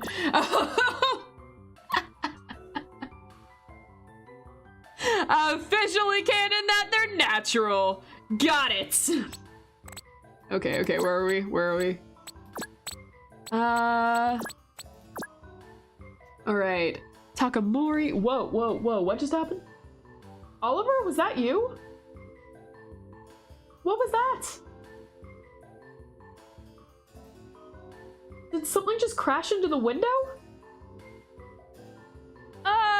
1 second, guys. I'll be right back. I'm gonna check out what just happened there because that didn't sound good. This shouldn't be very long. I'll be right back. I'm just gonna check on that real fast. Okay, see you guys in just a second.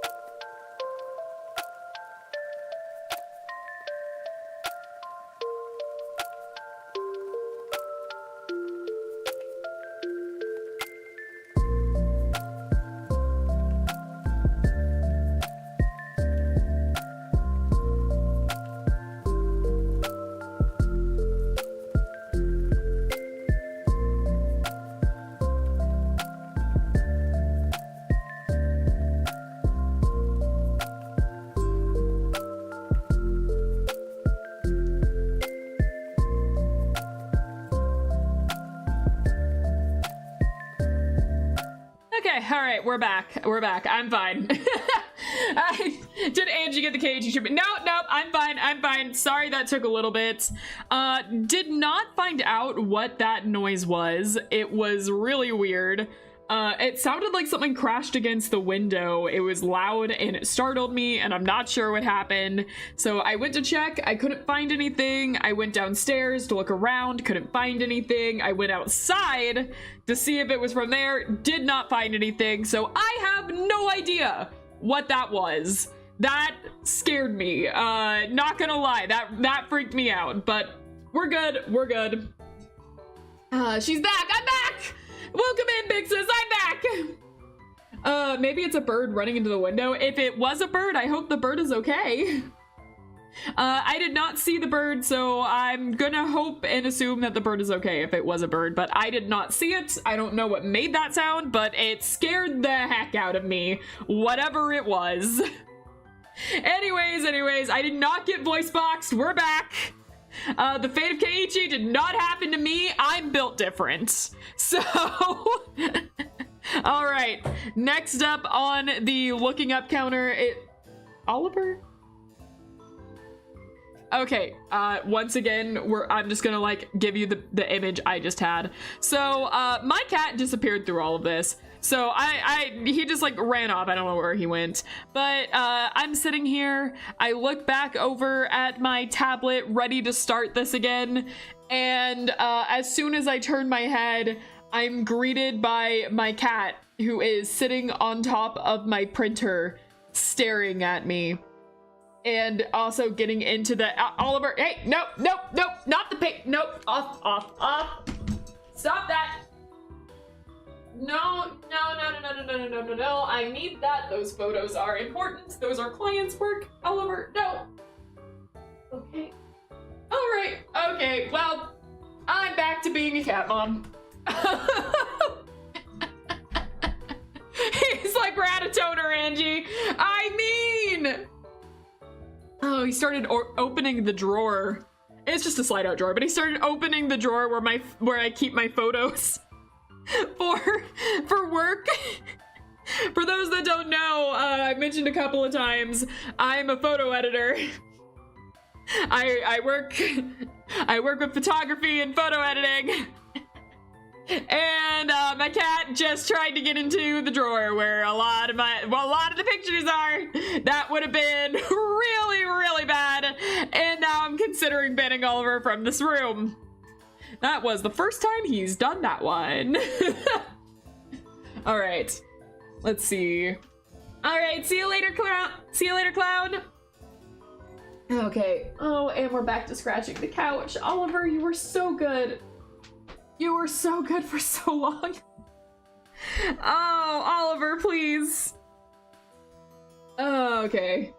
He's trying to criticize your work. He needs to criticize it in a different way.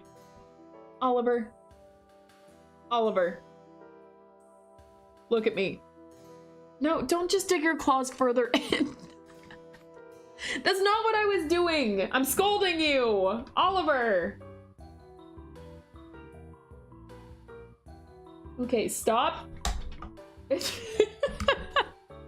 Oh, you know, occasionally I wish that I was a face streamer just so you guys could see what just happened. I said I was scolding him, you know, that just happened. He looked at me and then proceeded to lift his leg up and then slam it into the couch a couple of times. I'm pretty sure it was just a twitch, but that was really funny. Anyways, I need to kick the cat out because we are not going to get anywhere, and he has decided to be chaotic now, and when he's chaotic, he doesn't stop, so the cat has to be kicked out for a bit. I will be right back. Oliver. Hey, bud. Hey, bud. I'm not mad. I'm here. Oh, yeah. Oh, I know you're a good boy. Just chaotic. Come here.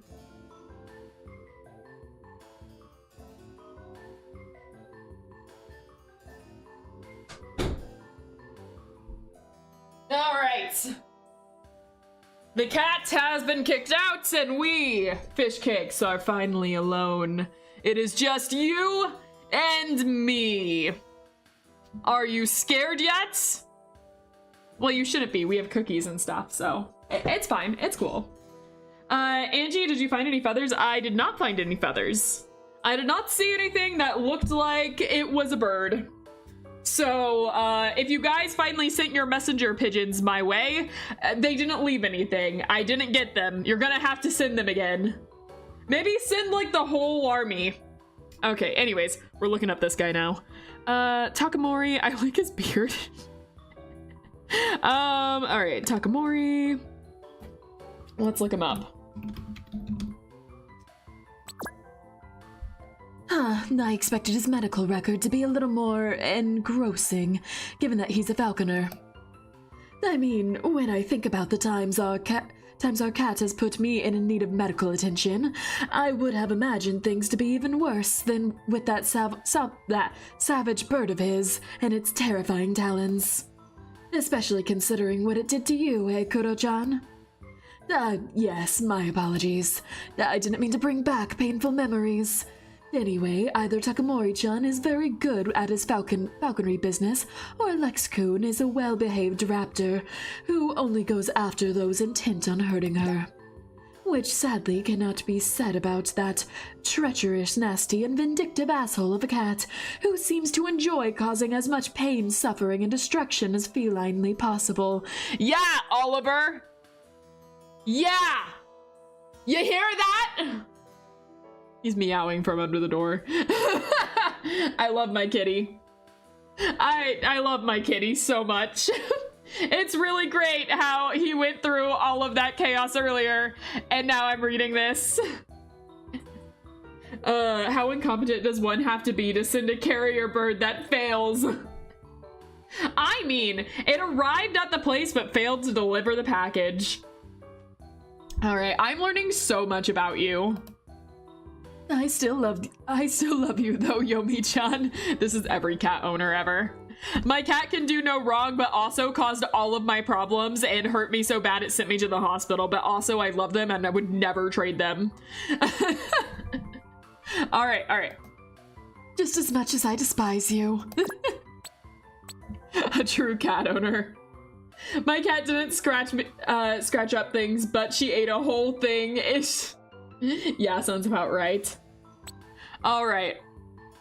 Let's see. Next. All right, so this is where I'm gonna start. This is where I think these ones are probably gonna be like the most insightful.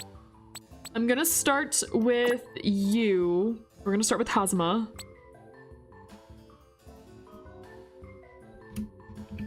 Because we already know that he's sick. Since this might not be so obvious, you can also try to type in the burb. You can type in the burb? Wait.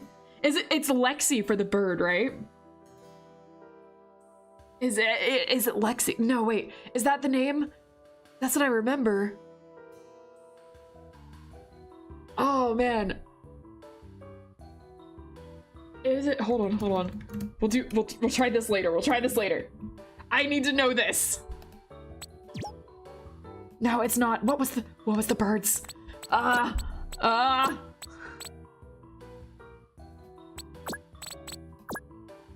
Wait. Takamori. Bachelor of Science. Actions. Getsugu. Mudro Getsugu. Getsugu Residence. Alexis.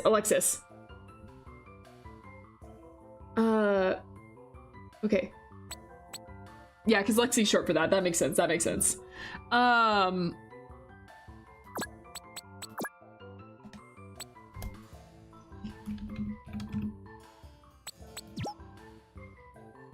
Nothing as expected. Happy now?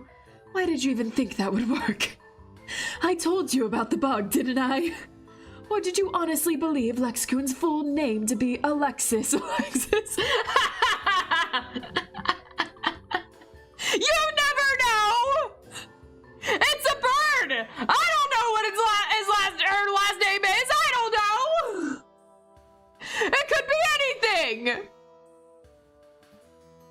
Though even if it was, we obviously wouldn't find her in the database for humans only, so... You never know! It could be a human in disguise! If you want to check her medical history, you'd have to consult with her vet, I'm afraid.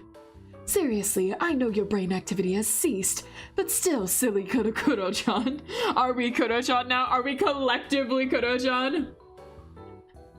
Now we need Angie. I'm sorry, but my last name is Lumine. My last name is in fact Lumine. It's not Angie. Okay, that was good. I was curious about that. I'm just like, this is the only name we have, right? Does the bird actually have a last name? All right. Now we'll look up Hazuma. Okay.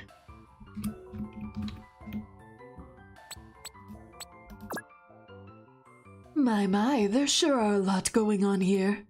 Way too much for a young man of his age. The poor kid's pretty much been a regular at a local hospital ever since his early childhood. And far too often over prolonged periods of time. But alas, that's kind of to be expected of somebody suffering from an immune deficiency.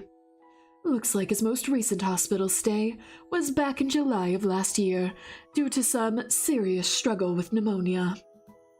And it was only 1 month later that he was officially diagnosed with CVID, finally explaining all of his constant health issues. It's always shocking and rather frustrating to see how long it can take for a condition such as his to be properly identified, even though in hindsight the signs are numerous and obvious. Although considering the average time it takes, he can even consider himself lucky.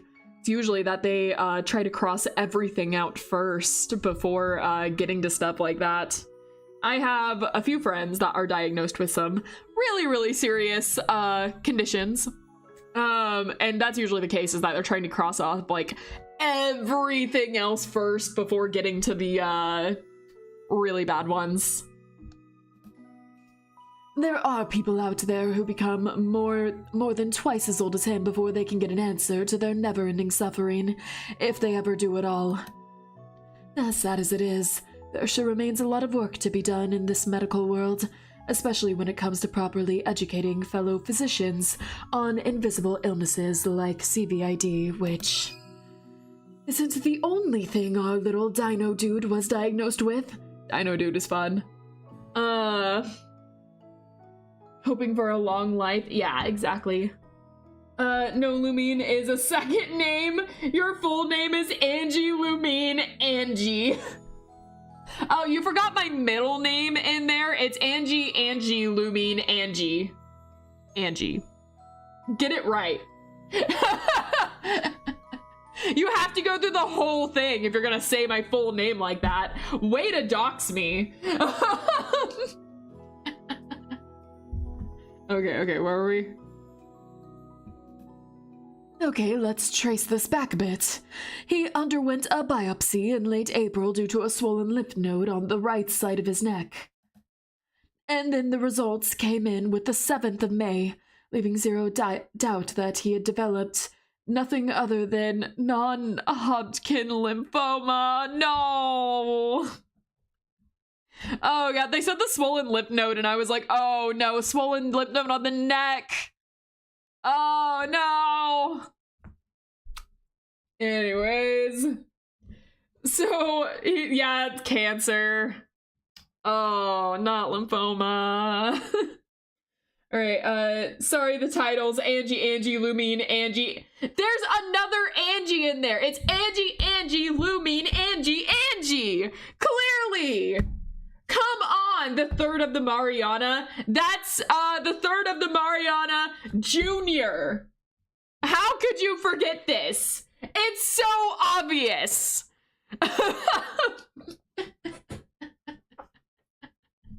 Doctor, please save the bean. Oh, man. It's cancer. Did you know about this, Kuro-chan? That Hazuma-chan is currently combating cancer. Although what's even more shocking to read here is that despite his doctor scheduling further tests to determine the exact type and staging in order to set up a treatment plan, he apparently didn't show up for his appointment and has yet to arrange for a new one. Which obviously isn't that smart of a move, given the potential disastrous consequences for his survival rate.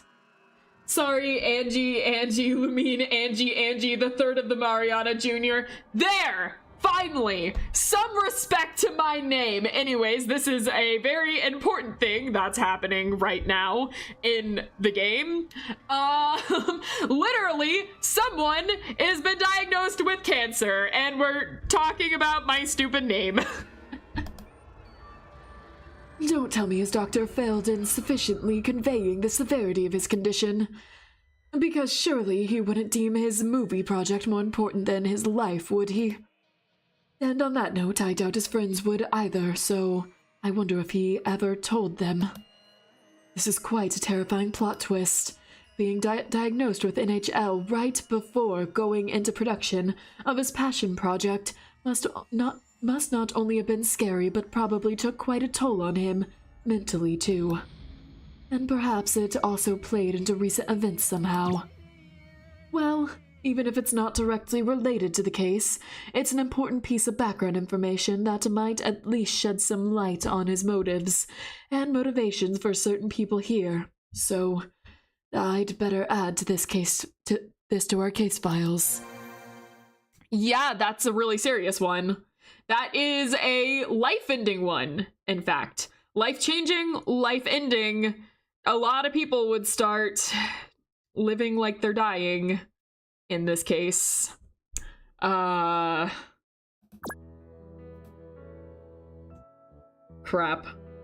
Cancer is less important than the full name. Okay. That does spin a lot of things here. Okay. Next on our list, I want to look up this one, Kaseki.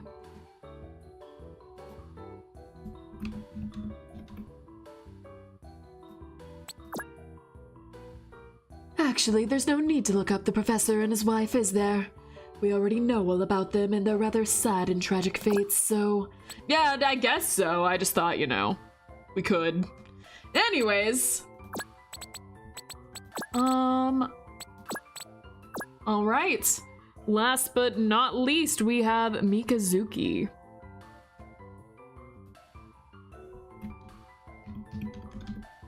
Okay. Let's see what our victim-kun has here. Oh, huh? Only 3 results for all of Rogetsu, one of which we're quite familiar with, of course.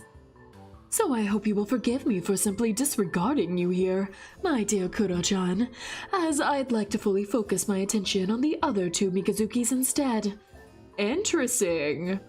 Did we try searching up the dev yet? No. Huh! What happens if we type in gospel? I don't know if we get another chance now that we've typed in Kuro.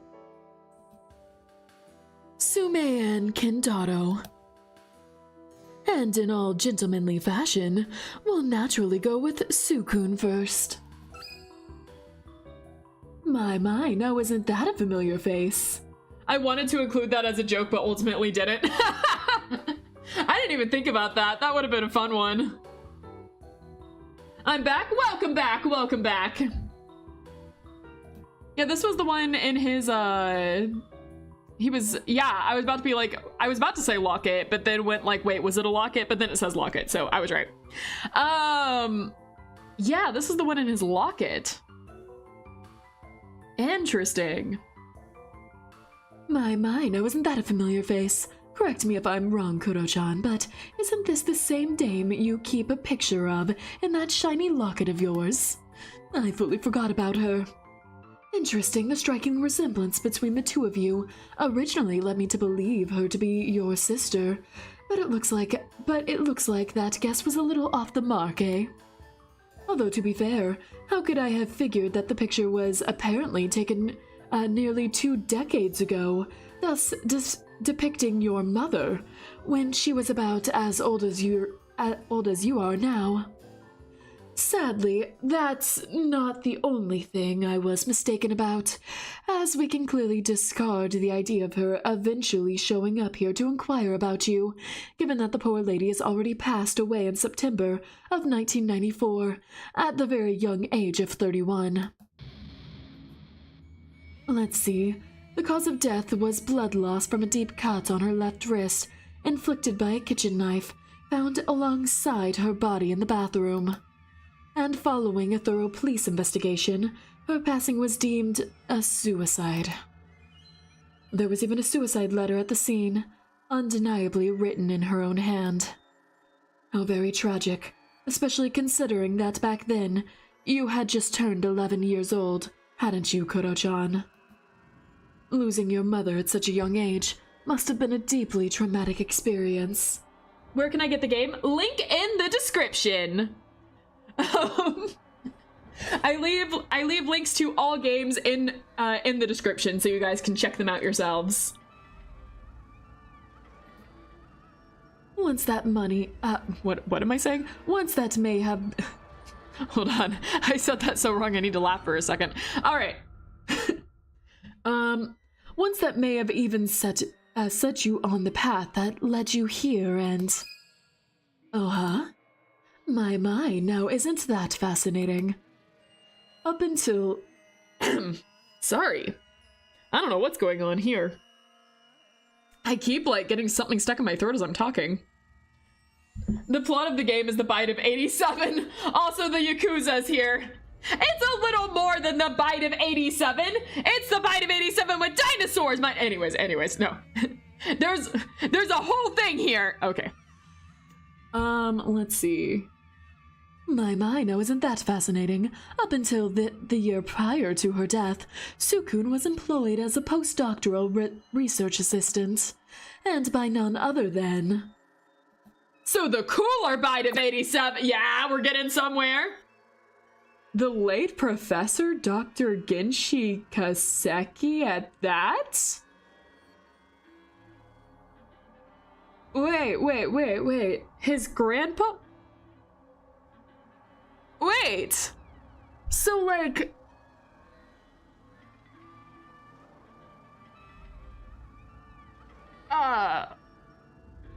hold up here.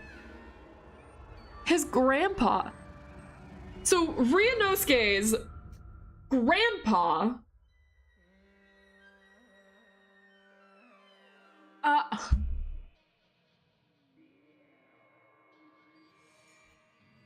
Okay. So his involvement here might be a little more personal than I had previously suspected. Maybe not just a loan shark. I mean, he is a loan shark, but not just a loan shark.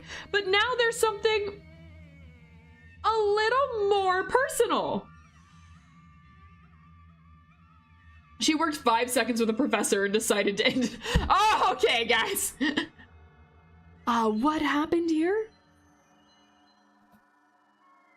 In other words, 17 years ago, your mom was working together with the previous owner of this residence.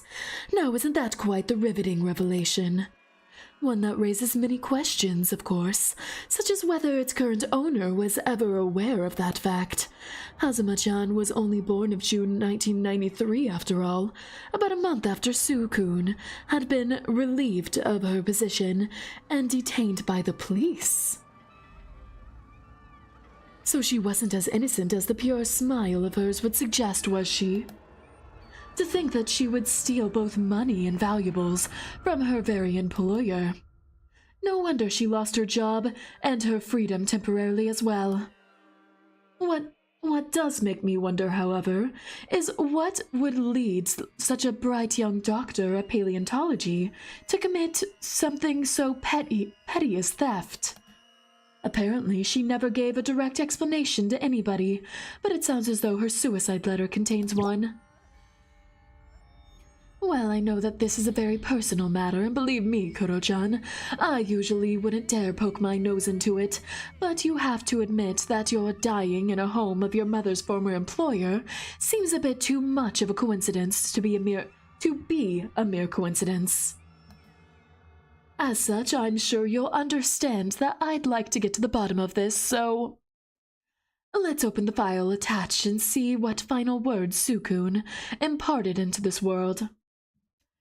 Goodbye, I'm gonna go eat. Angie, expect a carrier bird with another love letter, another formal request, but this time a handwritten one in the next few business days. Got it! I'll be awaiting that.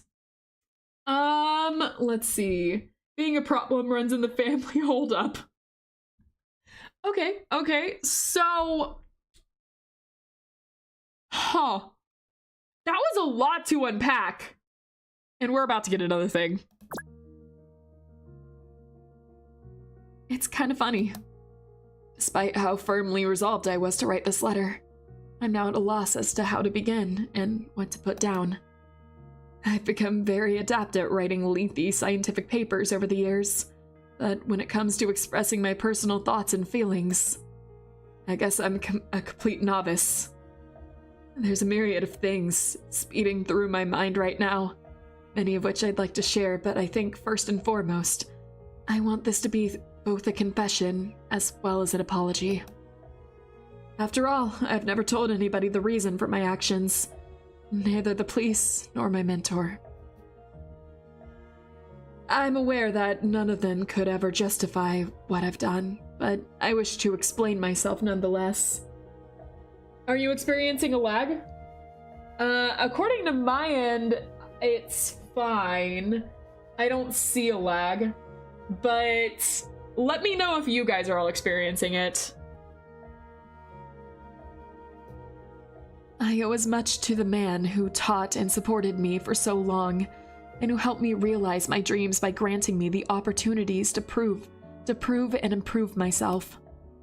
The man who always looked at me with such a warm, gentle smile, and who placed his full trust in me, not only as a pupil and later as an assistant, but also as a friend.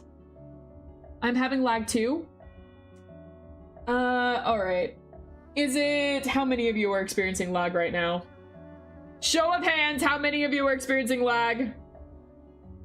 Let me see from my end if there's anything. Because usually I'll get some sort of, notice. After you finish looking up the characters of this game, minus the one the game wants you to, you should look up characters from other games in the series. I don't know if I'm allowed to look other things up after this. I'm weirdly fine? Okay, alright. So it looks like for the most part, I think everything's fine. You're experiencing lag too? But it stopped? Okay. So we got 3 people claiming that they're experiencing lag. 1 person saying they're fine. YouTube telling me that I have no one watching this despite people answering me right now. Very suspicious. Okay. Do I carry on and hope that it's fine? Or do I go into break for a second and see if I can refresh and fix anything?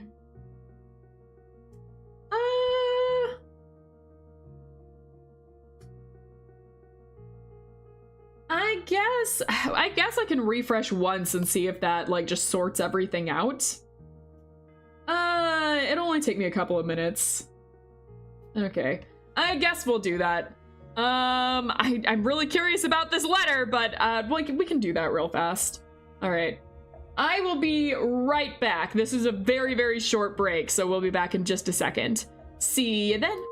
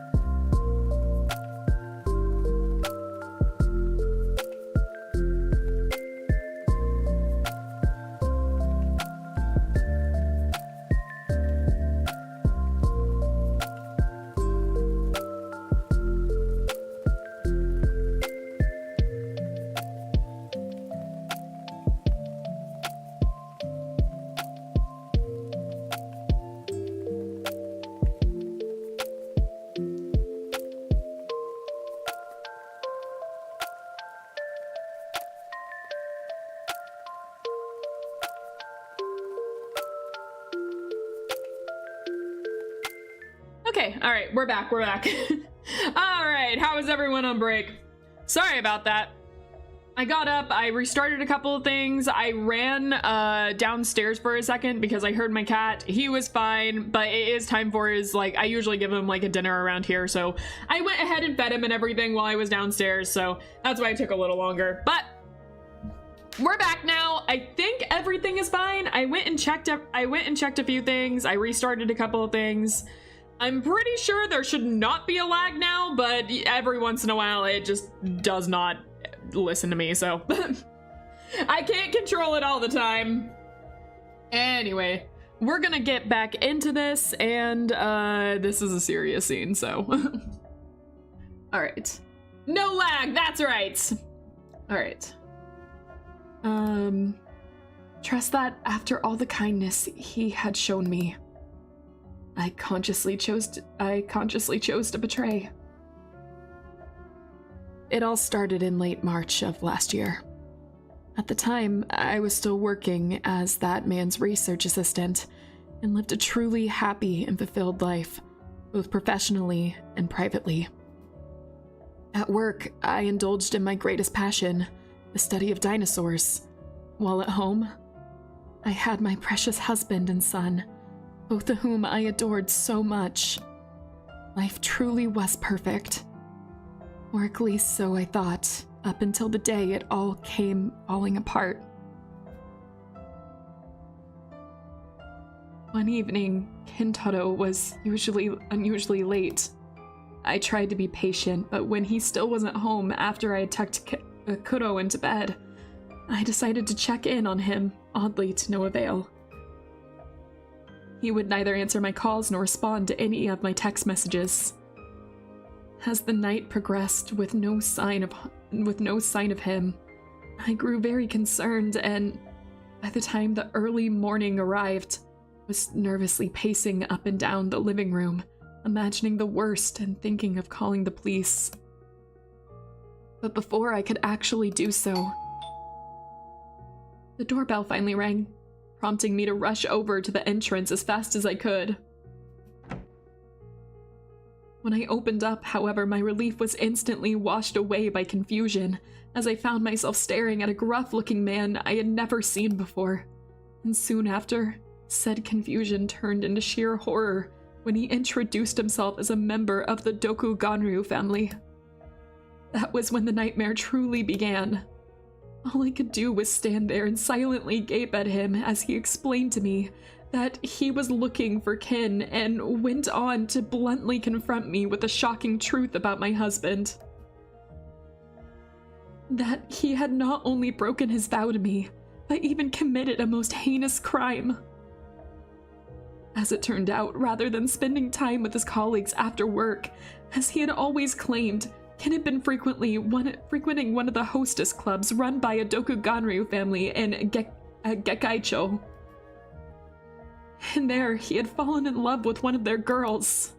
Of course, to her, he had been nothing more than another customer, and the countless hours of company she had kept him at the club, the occasional dates outside of it, and the sweet nothing she had texted him on a daily basis, an expectant part of her job. So when Ken had decided to take things further and confess his feelings to her, she had naturally turned him down, which apparently had genuinely shocked and devastated him. He hadn't been willing to give up, however, and so during his next visit to the club, he had managed to escalate things to the point of getting forcefully removed from it and banned from ever setting another foot inside. Not only that, the man standing in front of me and telling me all of this had personally warned him to never even look at the girl again. At least, not as long as Ken valued his career, family, and life. Something I guess he didn't, since those threats had clearly fallen on deaf ears. Just a day later, on the same day, on the same one I learned of all of this, the girl had failed to appear for her shift. Oh my god. This gets worse. I've refrained from commenting until now because I was trying to go on with this. Oh my god. This is getting so much worse. A host club man? A hostess club? Oh god. Okay. Yeah, just a day later. The reason being... Oh god. Yeah, I knew it. I was like, no, he either like kidnapped her or, oh god, I knew it! That she had been murdered. Rather than explain how precisely it had come to that, the man chose to show it to me directly through the footage recorded by a camera in her apartment. And so I could see it all with my own eyes. How my husband forced his way into the girl's place and how they argued, and how he eventually did unspeakable things to her before coldly strangling her to death. Despite the clear video evidence, I couldn't believe it. I didn't want to. That my kid had not only betrayed me, but that he had been capable of such horrific things. Even now, thinking back on it, it seems too absurd to be true. I don't remember how long I stood there trying to process it all, only that I was overcome by a flurry of emotions and didn't know whether to cry or laugh or scream all at once. Before I could suffer a complete breakdown, however, the man's rough, uncaring voice barked for my attention. He had clear instructions for me to handle the situation as I would have if he had never shown up, i.e., to call the police and file a missing persons report. It was not to tell a soul about his appearance or any of what I had learned from him. As far as everyone else was concerned, I only knew that Ken had simply not come home from that night and had no inkling of him having ever visited a club or killed a hostess. And of course, I was to contact him at the first sign of Ken. Failure to comply with those rules would not bode well for Kuro and me, he threatened. And he did so in a way that left me hyperventilating and shaking uncontrollably as he finally walked away. Knowing the stories about the Dokuganryu family all too well, I naturally did as he said. So, for the following weeks, I put on an act in front of the police, my friends, Ken's family and mine, as well as Kuro. All the while trying to cope with the truth that only I was aware of, as well as trying to comprehend the whole situation and figure out what could have led to it, what could have driven Ken to such extremes. I had never noticed anything off about him, or that he had been dissatisfied with me. Then again, how would I have been able to? You can't blame yourself for him being trash. This had nothing to do with you, and everything to do with him. He was messed up for this, not you. He is all to blame for this, not you. Oh my god. Oh, I'm over here like... that backstory. I'm trying to like put together a coherent sentence here. I'm trying to put together like a coherent sentence after that. I mean, like when you go through grief to such an extent, it's pretty natural for people to try and blame themselves. Like, what could I have done differently? Maybe if I had done this, you know, especially like she's married to him.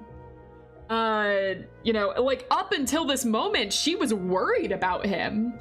She's over here going like, oh god, where could he have gone? My dear beloved husband. Like, she totally loves this man. Absolutely had complete faith in him, only to find this out. It would be devastating. And so like, yeah, there's probably gonna be a ton of things going through her head, which is awful. She's not to blame for this at all. Oh my gosh. That hurts. Okay. In the months leading up to that shocking revelation, I had been so obsessed with my research that I had rarely been home, usually spending long nights at the university, the museum, or the professor's place instead, including on the weekends. In order to better focus, I had even stopped bringing Kuro along to the Kaseki residence, as I had occasionally done before. Sometimes, he had always enjoyed so much being a little dinosaur fanatic himself, and having grown so fond of the professor. Sharing my passion with my son had always been one of my greatest joys. Whenever he told me that he wanted to become like me one day, I couldn't have felt happier or prouder. And yet, I passed on spending more moments like that in favor of work. So even though I felt happy and life seemed so great to me, the shameful truth is that I had started to neglect my family without even realizing it. Maybe that's why Ken decided to seek affection elsewhere, and things just spiraled out of control from there, but ultimately, I don't know. For better or worse, I never got to learn his reasons because that night Ken vanished from the face of the earth. After weeks of waiting, it became clear that he wasn't going to return. Probably because he knew that the Dokuganryu family was after him for what he had done. And to this day, I have no idea where he may have gone. As such, all I can do now is speculate, both about his motives and what has become of him. Maybe he started a new life elsewhere, forgetting all about Kuro and me. Or maybe that thug eventually managed to track him down and made good on his promise to make him pay. Whatever the case, it doesn't matter anymore, nor do I really care at this point, to be honest. All that does matter is the fact that Ken not only betrayed and abandoned his family, but that he irrevocably changed our lives and put them in just as much danger as his own. In order to impress and woo that hostess girl, Ken had faked a flashy lifestyle by securely buying expensive new suits and accessories for himself, while also gifting her envelopes full of money, jewelry, designer handbags, and other such pricey items. He had even booked plane tickets for the two of them, as well as a fancy hotel, undoubtedly hoping that she would go on a trip with him. And so, over a rather short period of time, he had racked up a large amount of debt, leaving me in a tight financial spot. Which became even more of a problem when the thug eventually returned, demanding compensation for the damages the girl's death had caused to the club. I was wondering about that. Literally, I'm like, usually in a lot of like mafia, yakuza stuff, I always hear about the debt of the family going, like, the debt of the person going to their family and stuff like that. Like, it doesn't just end with you. So like if you try to get out of it by means like that, like running away or death in worst case scenario, you know, it immediately goes to your family. So you're not out of this. So I was actually wondering about that of like, oh, she did steal. So I wonder. Yep, confirmed. He did become like you. He became dead. Oh God. It's like, I don't want to completely like, it paints the backstory in a completely new light, like learning about him in this way. I don't know what to think. It's like, he did become a loan shark. He joined the same mafia family. Like, this is the same mafia family. So like, he joined them, became like super loyal to them, has the fake eye tattoo and everything. So we'll finish this letter. I don't know what to think right now. My mind is going through like 15 different scenarios, and I don't know which one I'm landing on. But I'm gonna go, I'm gonna finish this. We'll talk. Ken hadn't been her only client after all. Many men had visited just for her, so they had lost a lot of customers. But that wasn't the only thing he wanted. As it turned out, the loan Ken had received had been provided by one of the Dokuganryu family's very own agencies, and so they naturally wanted to have that money back too. The problem was that Ken had vanished, and so the burden to make up for his deeds was thrust on me, with no choice but to accept it. Because if I hadn't, they would have extorted the money from my friends and relatives instead. So I had to pay off Ken's debt myself and was presented with two options how to do so. One, to simply gather the money to pay back the debt plus interest and cover the club's revenue loss, not only from the time the girl had been killed all the way up until they would find a new one, but also until she was going to bring in as much as her predecessor had. To take the girl's place myself and work as a hostess in their club, spending my nights entertaining strangers. I almost threw up. Oh my god. Oh my god. An idea that obviously wasn't very appealing to me, which was why I chose to go with the first option. Something still far easier said than done, of course. With our savings depleted and my salary as a postdoc assistant not being sufficient to pay back the weekly rates they dictated, I had to find some other way to bring in additional cash. Lovely first thing to hear. I know! I am so sorry about that! Welcome in! Glad to see you! Oh no! And from there, I think you can already take a guess where this is going. As a wealthy man, the professor had exactly what I needed, but I couldn't just ask him for it. How would I have explained the situation anyway? I couldn't have been truthful, as he would have undoubtedly involved the authorities, which would have cost me far more than just money. But even if I hadn't, I didn't want him, or anyone else for that matter, to get dragged into my dealings with organized crime. No, asking for help was completely out of the question, which was why I opted to quietly take what I needed instead. It just seemed like the easiest solution. After all, due to the professor's blind trust in me, it wasn't particularly difficult to get my hands on his wallet or even figure out the combination to his safe. And I didn't think he was going to notice small amounts disappearing here and there, every now and then. So that's how I did it, fully intending to eventually return what I took. Because in my mind, I wasn't stealing the money, I was merely borrowing it. At least that's what I told myself to justify my actions, and to make myself feel a little less bad about them. However, as the Dokuganryu's enforcer grew more and more impatient with the dealings of my payments, and the fact that I never managed to scrape together the full amount, I got more and more desperate, which caused me to start taking more and more money. I even ended up stealing other things from the mansion, such as clothes, decorative items, or electronics.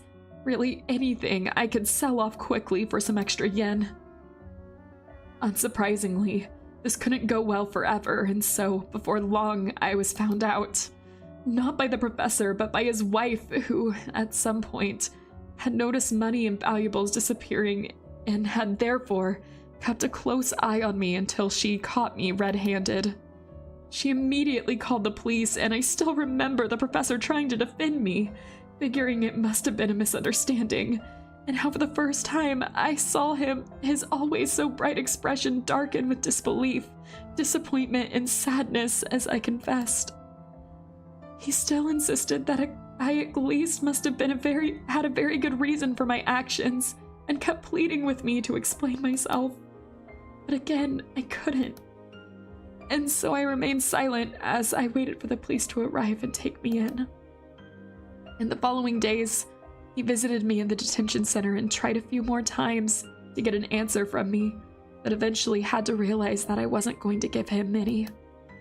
Yet, despite that and everything I had done, he still told me not to worry and promised to do whatever he could to get me out of there as quickly as possible. And that he would keep me employed as his assistant, even though it meant going directly against the will of his wife. a wife that had always despised me, which I can state with such certainty because she had made it quite clear on countless occasions in all sorts of subtle and not so subtle ways, including calling me all kinds of slurs whenever the professor hadn't been around. Therefore, while I don't doubt that he kept his word and did intend to do all that he could to help me, I also don't doubt that his wife must have relished in the opportunity to use her influence in order to guarantee me the harshest possible prison sentence. Barely able to look in the eyes, the professor later apologized profusely for his inability to reason with her, which naturally made me feel so much worse about what I had done to him.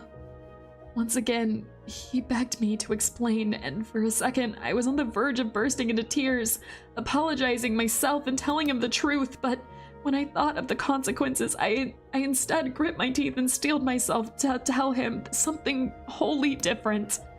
With the coldest attitude I could muster, I began to chuck at him the sharpest words I could find, trying to hurt him as deeply as I could. The silent, wide-eyed stare he gave me through it all still haunts me to this day, just as much as the sight of him quietly getting up, telling me in a somber tone that he understood before giving me one final goodbye, because I had made utterly sure that that was the last time I would ever get to see that man and exchange any words with him. Just like before, I told myself that it was for the best and that I didn't have any other choice.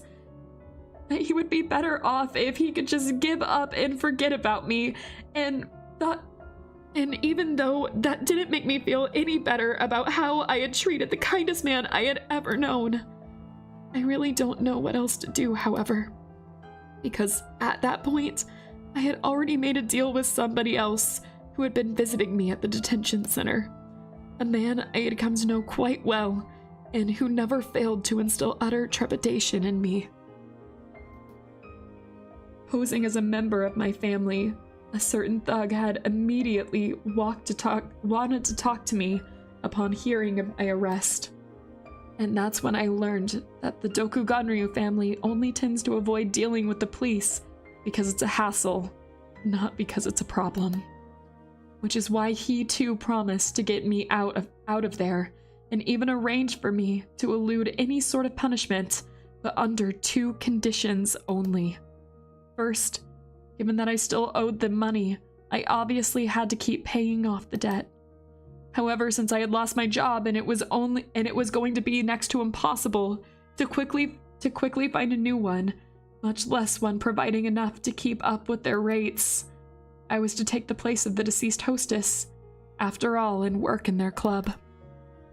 Secondly, I was to continue to keep my mouth shut about everything having to do with the Dokuganryu family and the truth about Kin's disappearance, meaning that I would once again be forced to lie to everyone dear to me to explain my life's latest developments. Unfortunately, as much as I hated these conditions, I wasn't really given the luxury of declining or negotiating, because in order to ensure my full cooperation, they had already taken Kuro into their care, and were going to do so until the matter of the debt would be settled, promising to treat him well as long as I could follow their rules. So much to my chagrin, and very likely that of the professor's wife as well. That's how things were about to unfold. I was released soon after, and preparations were immediately made for me to begin my new life as a hostess. First, my home was sold off, and I was promised with the new one the same apartment my predecessor had been murdered in. When it came to everyone I knew in town, however, I had to tell them that I was going to return to my home prefecture to live with my parents. And this served to prevent anybody from randomly showing up on my doorstep to check in on me and ask potentially irksome questions, like the professor would have undoubtedly done, which had played into my decision to so harshly push him away. As for my son, I was allowed to meet him not long after my release to verify that he was fine, but only briefly and highly supervised. Naturally, he was very confused as to what was going on and asked me many questions, none of which I could answer all that truthfully. So to him, what had happened was that the professor had arbitrarily fired me, and that I had therefore been forced to accept a new, significantly busier job, which was not going to leave me with any time to be with him for a while. Therefore, he would have to stay with the uncle who had taken him in, obviously, an old friend of mine. Needless to say, Kuro was anything but excited about these developments, but being the good kid that he was raised as, he said that he understood and complied. Of course, he also wanted to know about the new job, and if it had to do with dinosaurs, to which I shook my head, sighing that I likely wouldn't ever be hired in the field of paleontology again, at least not in Tsukihami. A rare bit of truth, actually, because, as I had learned while trying to bid farewell to my friends and colleagues at the university and museum, the professor's wife had done the next best thing to punish me after failing to put me behind bars, telling everyone about my crime and what kind of person I really was. I was careful enough to avoid any mention of my deeds to Kuro, but I couldn't have let my bitterness get the better of me and bring it up at all. Because to him it must have sounded as though my reputation had been ruined for no other reason than pure viciousness. He grew visibly angry about how the professor and his wife had treated me, growling and clenching his fists, a state I had never before seen him in, which I certainly didn't want to remember him by, but alas, that's the last image that struck from our final face-to-face meeting. From that moment on, I've only been allowed to speak to him once a month on the phone, long enough to ensure his well-being, but not to learn much more. And of course those thugs wouldn't really tell me anything either. Even when I asked about such things as school and if his absence wouldn't cause issues or alert everybody, all I was ever told was that they had handled everything and that I should just worry about my career as a hostess instead. So that's what I did. And what I have been doing for the whole past year. Every evening I spend my time serving men at the club, often twice as old as me, drinking with them, listening to their ramblings and telling them how cool, interesting, and charming they are. While during the day I do the same on dates or through text messages. I've really thrown myself into the job, giving it my all for Kuro, and to be reunited again as quickly as possible. And by now I'm doing quite well, if I do say so myself. Maybe a little too well, even, because according to the other girls, I've become a valuable asset to the club. That, along with the fact that they pile on more and more things I need to repay them for, such as Kuro's care for the past year, with interest rates getting raised higher and higher, makes me fear that they're trying to keep me perpetually indebted to them. Of course, if I were to start performing worse all of a sudden, I would only unleash its own consequences. In other words, I'm once again at a loss about what to do. All I know for sure is that right now, there is no end to this arrangement in sight, and that I have seriously reached my limits and grown so very tired of it all.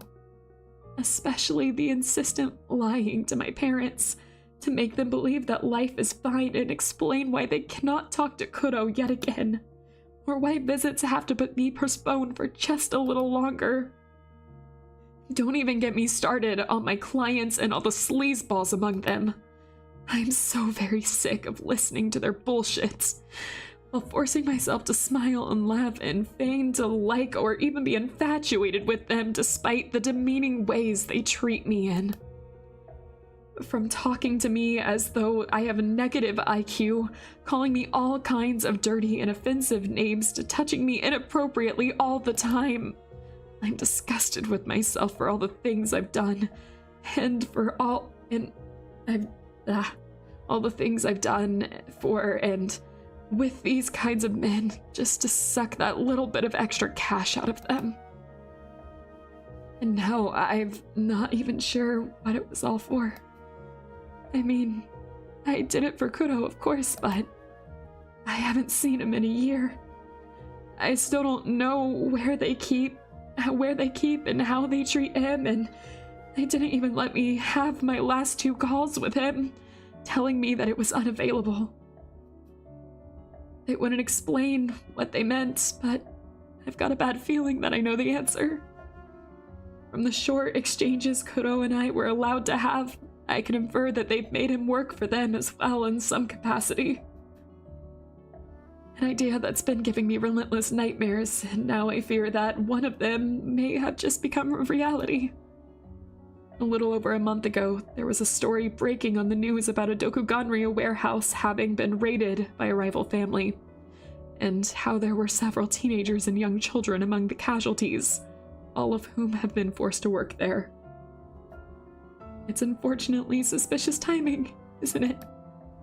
But right after that tragedy occurs, my Kuro suddenly becomes unavailable. Of course, you'd think if something had indeed happened to him, they'd tell me. But I've recently learned that, in fact, they wouldn't. Apparently, they've been doing this with the other girls before, letting them believe that a dead loved one was alive and well, just so they could continue working. Maybe from here on out, I'll just be fed the same excuses I've been giving my parents as to why they can't talk to Kuro. Part of me obviously still doesn't want to give up hope that he's all right, but again, the other part is so very tired and keeps telling me that he's gone.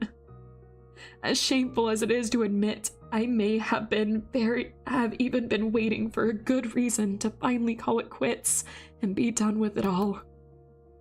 The constant worry, fear, and pain, exhaustion and depression, despair, guilt, and regret, it's all become unbearable, letting me spiral deeper and deeper into places darker and darker.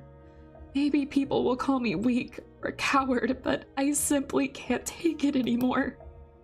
And at this point, I honestly no longer care what anyone thinks about me either. I've been betrayed by my husband, exploited by gangsters, forced to lie to the people I care about, lost my friends, reputation, career, and now even my son. Whether he was among those children or not, in a sense, he has ceased to exist a while ago. Over the course of our calls, I could observe how he slowly strayed further and further from being the sweet and innocent boy he's once been. How his attention and vocabulary changed. Within the past 15 months, it managed to corrupt him, and almost beyond recognition. And it's all my fault. I can't help but wonder if all this could have been prevented if I had simply dedicated more time to my family and less to my passion. Maybe then Ken would have snapped like that, and well, thinking about what ifs is rather pointless, isn't it?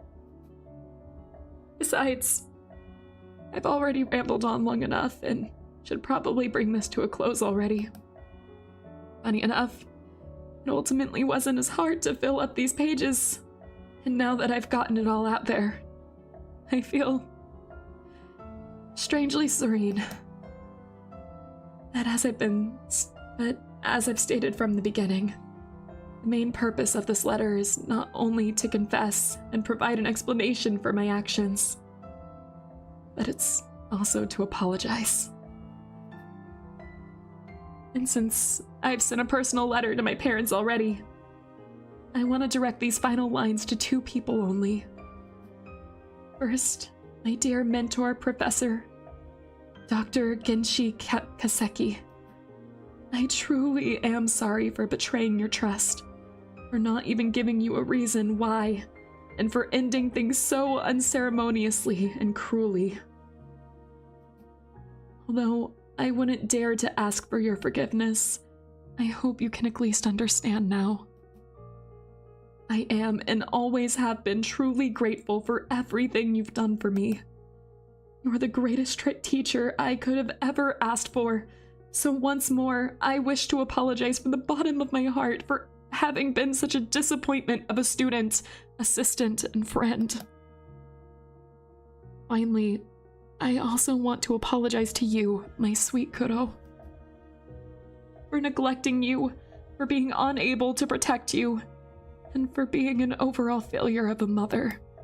As such, I may not have the right or credibility to say this, but I've always loved you more than anything or anyone else. And as much as my mind is telling me otherwise in my heart, I want to believe that you're fine, that somehow you've managed to escape those gangsters, and that you'll find a way to move forward and lead a happy and fulfilled life.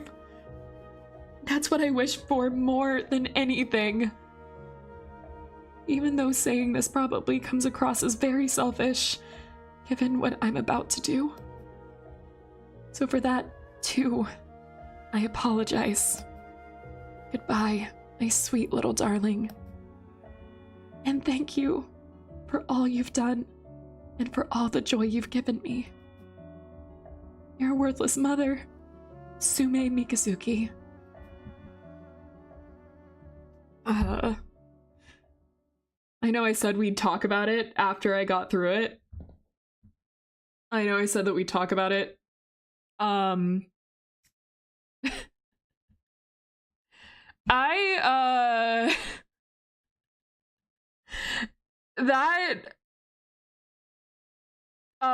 hit me a lot harder than I thought it would.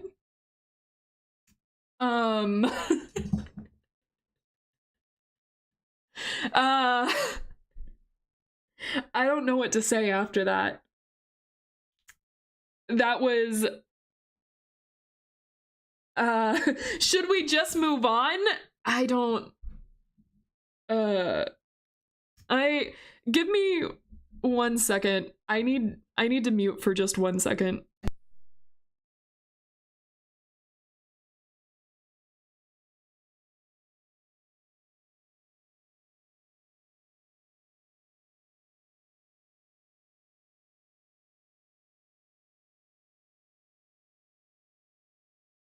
All right. Okay. Okay, I'm gonna try to get my thoughts together here. That was a hard read in a good way. Like writing-wise, that was really good. That was a really emotional read to get through and a really hard read to get through. Partway through that, I actually did have tears coming down my eyes. So, oh man. She's betrayed by her husband. And everything just spirals. I'm gonna need an emotional support corner. I don't blame you. I'm gonna need one after this. That was... oh man.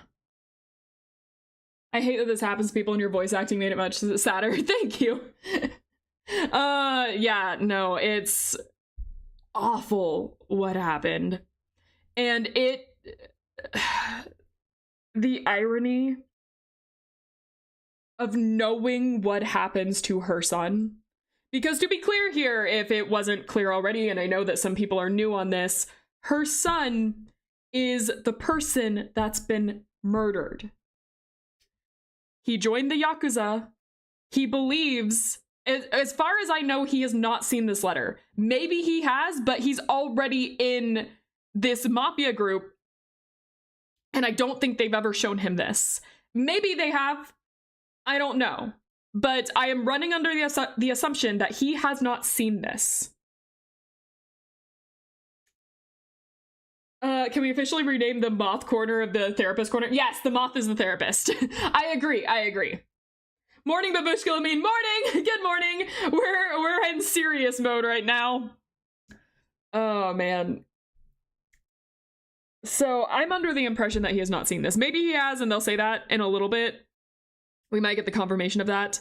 But if he has not seen this, that means he has always had this thought that his mom was fired for no reason and then had to live this awful life where she can't see him anymore. She's always working, and then she takes her own life. And this is what he thinks. And that just completely is awful. It's an awful story no matter what. It's awful no matter what. But that really, really, really hits hard. I'm getting emotional. Hold on. This isn't fair. Oh man. And then there is the case that he has seen it and knows what happened. I don't think he has, but that does change some things if he has seen the note. But man, her hoping so much that he wasn't a part of this, and we know he is. He's so a part of this. Like, he's so deep in this organization, in the Yakuza, that he's cut out his own eye. He has a tattoo of the family. It's devastating. Absolutely devastating. Believe every bad thing's always happened to good people. Yeah. And now we know that not only did he, in fact, stay in this life of crime, but he never got out of it because he is the murder victim of this case. He is deceased. He has passed away violently and awfully. No matter how you slice it, that it's happened. Oh. I don't know what his personality was like. We haven't really seen a whole lot. We know he's a loan shark. We know he wasn't a good person. But oh my god. How am I supposed to just move on from that? I don't know how to bring myself back together. I don't know how to bring myself back together after that. Maybe I'm rambling. That was a lot. Oh my gosh. Bite of 87. We'll bring it back with the Five Nights at Freddy's reference. We'll bring it back with the Five Nights at Freddy's reference. That's right. Remember what this case is. A dinosaur ate someone. Oh my god. Sheen, what do we say to this? What do you have words? Well, that was pretty heavy and honestly quite difficult to digest. For once, I have to admit that I'm at a complete loss for words. We're the same right now. So sorry, Kuro-chan. But I guess all I can do is offer my sincerest condolences, even though they came nearly 2 decades late.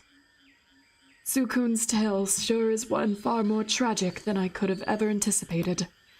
But no matter how she may have thought about it in the end, in my eyes, it was clearly one initiated by the dubious deeds of your dumbass dad. Agreed! I couldn't have said that better myself. What a dumbass! What a dick! Awful! Human being, awful! Okay, alright. All of my anger. Ugh. Okay. That's the true villain of the story. The freaking dad!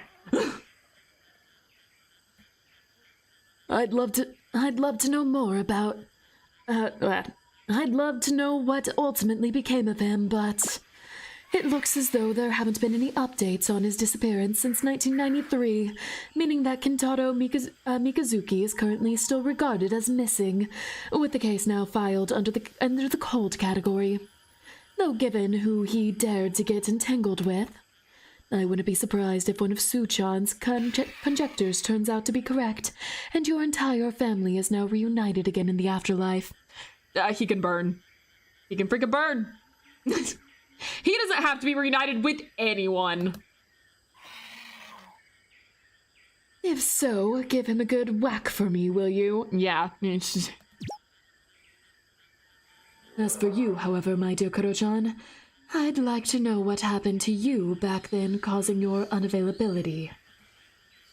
If I were to take a guess, I'd say that this might be where that near-fatal gunshot wound comes into play, which was mentioned in your medical files. But whatever the case, I guess all that's really relevant for us here is the fact that, contrary to Sukan's fears, you did survive and subsequently got stuck with those thugs, eh? Bro, I look away from the phone for 1 second. What happened? Meet her son, the murder victim. As I mentioned, this is Kuro. He grew up as part of the mafia. And, yeah.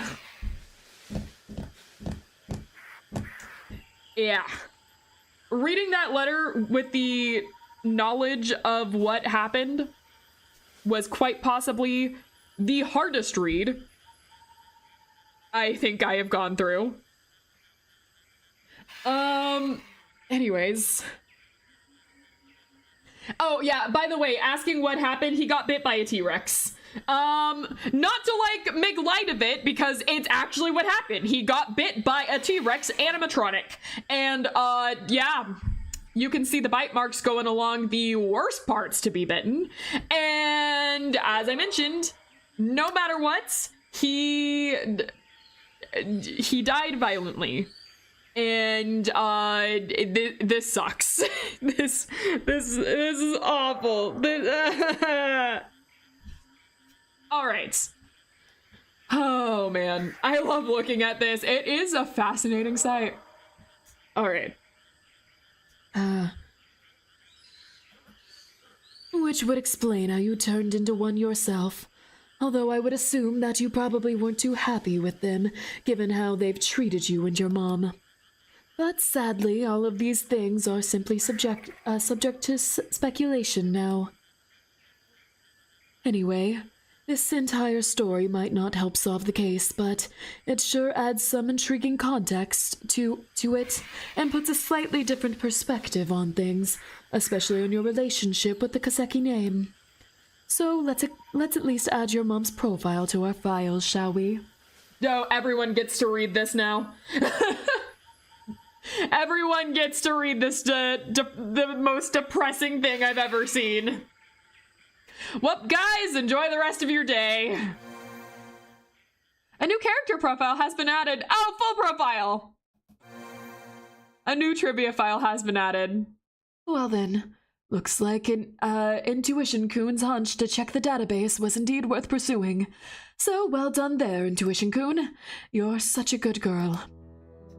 Now, seeing as you're feeling satisfied, I guess it's time to put the DPA away, unless you don't yet feel satisfied yet and wish to look up somebody else.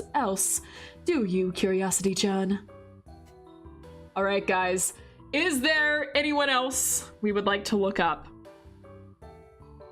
I'm trying to think if there was, like, another name we, saw in there. Hold on. I do want to look at this. All right. It's interesting that he kept a photo of his mother with him all of this time. He still thinks about her. And clearly that like adds a lot to this. That he still thinks about her. If he never saw the note, then he died thinking that this family was responsible for what happened to his mom. Ugh. Time travel, what the fuck, game? Oh, this got so deep. I'm still trying to recover. Okay. Upon finishing her degree, Dr. Sume Mikazuki immediately began working as a research assistant to her mentor, Professor Dr. Ginshi Kaseki. Being a bright young woman, she was posed to follow in his footsteps and became a leading expert in the field of paleontology. Unfortunately, however, this never came to be, as her life was tragically cut short when she chose to end it herself on September 9th, 1994, at the young age of 31. after her husband Kentaro had murdered a hostess working at the Dokuganryu family, from which he had also taken on a loan. He disappeared, thereby leaving his wife to deal with the aftermath. Since her salary didn't suffice to pay back the debt, she resorted to stealing from her mentor, but was eventually found out. Although she avoided prison, she lost her job, friends, and reputation. On top of that, her son Kuro was taken by the crime family to force her into working in place of her deceased hostess. For the following year, they only allowed Sume to have monthly calls with him. But when these suddenly kept getting cancelled due to him being unavailable, she assumed the worst and already tired and battered by the painful tragedy her life had taken, opted to end it altogether. One of the most depressing backstories I have read in a long time. Oh my gosh. All right. What a horrible day to understand English. It is sad. Man, that ruined me. I'm gonna be thinking about this one for a while. Okay, alright. And then Hazuma's medical condition is new. A young Hazuma in a rare healthy state. In May this year, Ryunosuke Hazuma was diagnosed with non-Hodgkin's lymphoma, a type of cancer that affects a part of the immune system called the lymphatic system. Its cause is often unknown, but risk factors include immune deficiency diseases such as CVID, which Hazuma has been struggling with since his early childhood. NHL is difficult to diagnose, as many of its symptoms can be indicative of other illnesses. Examples include swollen lymph nodes in the neck, armpits or groin, fever, night sweats, weight loss, fatigue, chest pain, coughing, breathing issues, or itchiness. The prognosis depends on the subtype and staging of the cancer, the age and health of the patient, along with the various other factors. Since Hazuma has yet to undergo further testing, the details of his condition and his outlook remain unclear. That said, treatment is possible and can be very effective in younger people, with their 5-year survival rate ranging from 70% to 90%, or 55 to 75%, depending on the type and stage of NHL. Therefore, it is urgently recommended to undergo treatment as soon as possible. All right. Are we talking about the T-Rex up there dancing on their misfortune? Yeah, the T-Rex vibing up there does not fit the mood. Suddenly the T-Rex vibing up in the corner does not fit the tone or mood at the moment. Oh no. I didn't even think about that. I'm looking up now like, oh god.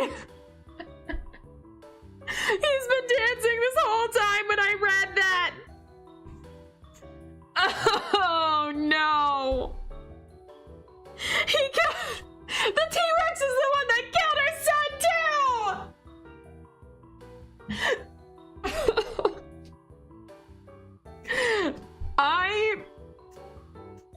I'm gonna be judged for this when I die. I am gonna show up to those pearly gates and they're gonna be like, okay, yeah, Angie. But if you look here, at what you did during the stream of May 4th, 2026, this is the worst skip you could have put in the corner. I was asked to!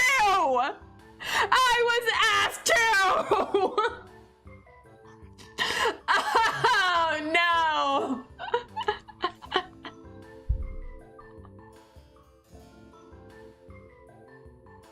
At this point, I'm reminded that the developer of this game does in fact watch my streams. So, hi! How are you doing? How are you today, Gospel? How are you on this fine day? I'm gonna keep. Oh, I've been destroyed. Hostess clubs. Oh, would you look at that?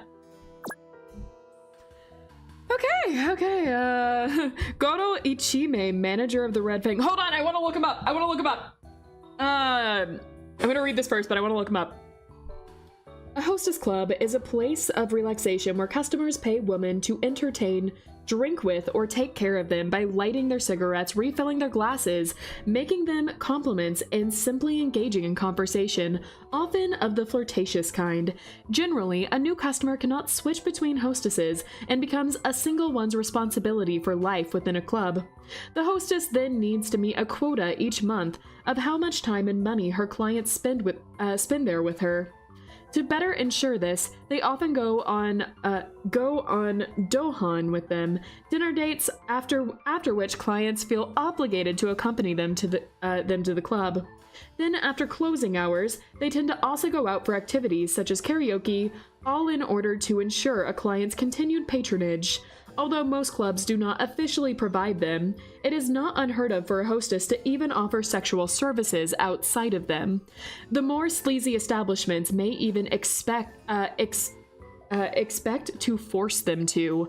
The most famous and lucrative hostess club in Rogetsu's is the Red Fang, owned and run by the Dokuganryu family. It is here where Sume Mikazuki worked in the mid-90s. Oh my god. I've been having a great time sporting a big smile throughout all of this. We're having the worst time of our lives. We're over here sobbing in the therapy corner, needing to like take a moment, dying on the ground, and what a true author. The dancing T-Rex is lol get wrecked to the sad story. Those are the true words of an author. Every author I've ever known, including myself, loves this shit. The tears of the audience are the best feeling. Tears and trauma, I should say. Tears and trauma. Anger sometimes too. All right. Oh my gosh. Okay, I think we got all of that. Are there any new reports? Nope. Okay, looks like that's it. Alright, I wanna grab this guy's last name. Ichime? Oh, don't return to title.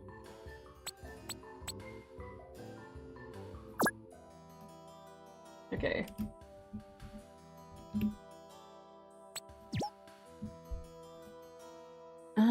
Okay. Was it Goro is actually his last name? Sometimes they switched up.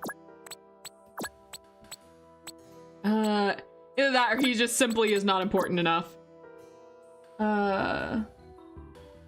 Please put in the dev's name. Didn't Gospel already say that, like, their name won't work? I can try it. Goro.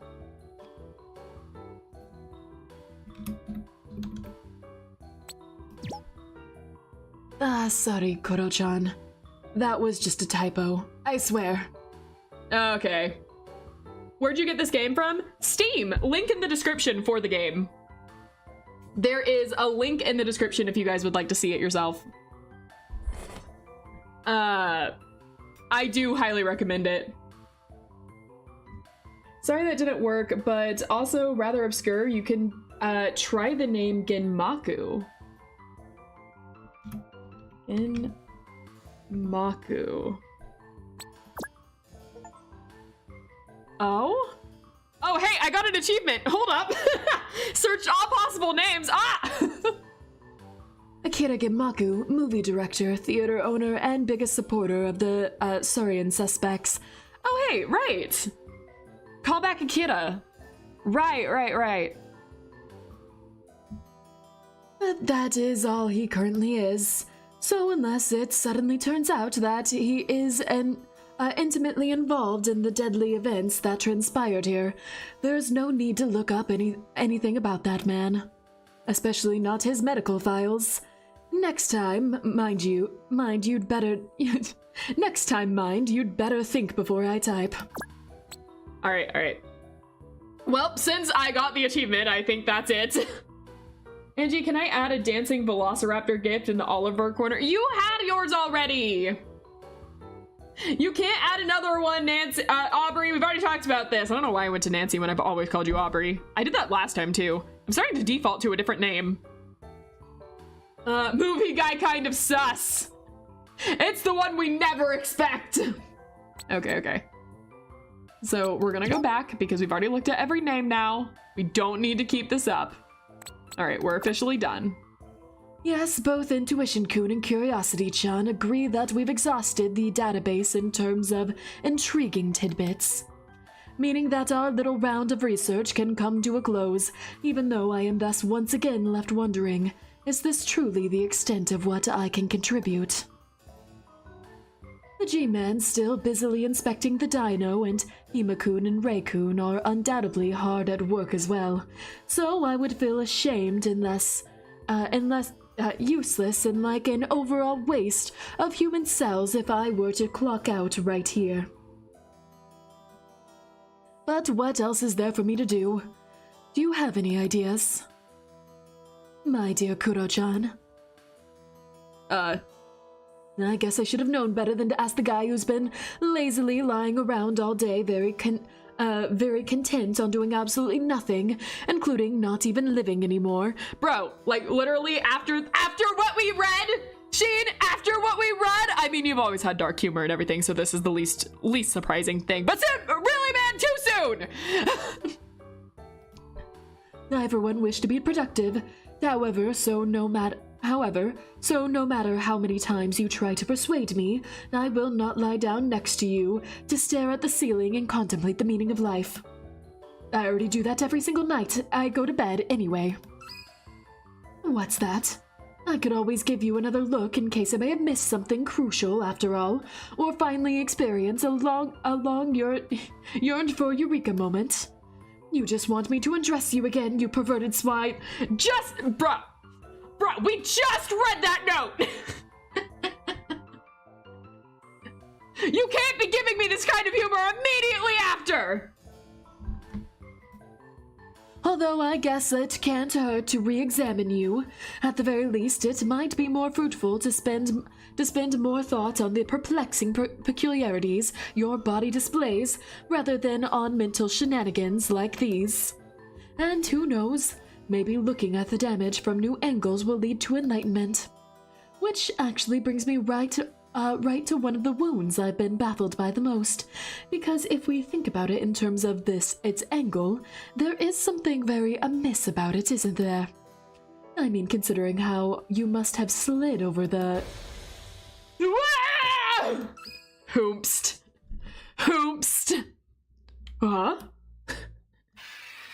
My head immediately snapped to the direction of the scream, just in time for me to witness good old Cry-kun bumbling backwards out of the bushes near Lady Rexy, only to land on his butt before tilting over and spreading out the posterior side of his body flat on the floor. I stared at the strange scene in silence for a second until I noticed that he showed no signs of movement, at which point I gallantly dashed across the main hall to dramatically drop to my knees right at his side. Here, I heroically bent over our seemingly lifeless leader to examine him. Yeah, it's K1, where K1 died. Definitely dead. We've lost a good one. Although quite alarmed at first, his unresponsibleness thankfully didn't indicate that he had unexpectedly expired. Oh. I mean, oh, thank God. Oh, thank God. I actually really like GENBA, but oh, thank God. I like GENBA, but it was funnier to pretend to like hope for his demise or something, you know. Anyways. No, instead, whatever had startled our fearful figurehead, this time had merely caused his consciousness to temporarily part ways with him. Needless to say, I hadn't been the only one to to have caught his primordial shriekage, and so the sound of the door opening upstairs quickly heralded the arrival of an all too curious and rather aghast-looking raccoon. What happened? Is Officer GENBA all right? I quickly explained the situation, stating that it wasn't anything too serious, before telling her that I would take care of our precious little faintichi, and that she could therefore return to work. So, with a still worried-looking raccoon retreating back into Hazuma-chan's room, I once again kneeled down beside our unconscious OIC, sighing, shaking my head. My, you really are a man full of surprises, aren't you, Gen? I certainly appreciate the gesture, but you don't have to go quite this far to provide me with something to do. Rest assured, though, whatever scared your consciousness away will pale in comparison to finding yourself being caressed in my manly arms once you awaken. Leave it to our beautiful, handsome, perfect doctor here to immediately change the mood of everything. Leave it to him to suddenly bring us back on course. Gotta love him. All right, guys, you have 50-50 heads or tails. Do we go with best girl or Mizu? Is it worse to say Mizu or worst girl? It sounds like I'm indifferent with Mizu. I actually love Mizu, but it is funny to say worst girl, Angie 2. Are we calling her Angie 2 now?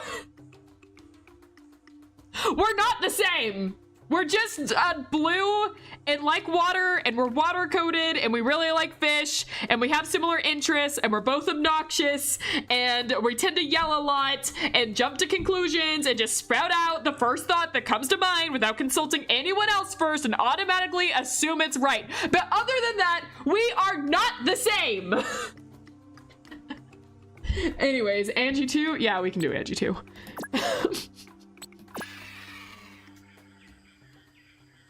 Oh my gosh. I'm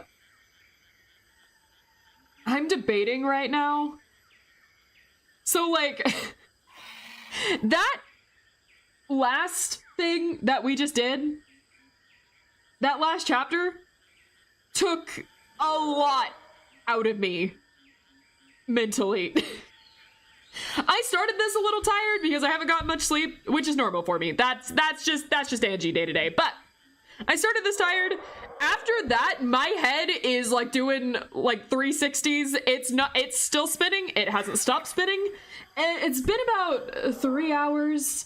So part of me is like maybe 3.5 hours. So part of me is like, maybe we should go ahead and end stream here. The other part of me is like, no, we haven't done enough. We should do more. I don't know if I can get full sentences out coherently after that. And if I get hit with another emotional gut punch, I don't know what I'm gonna do. Honestly. I don't know what I'm gonna do.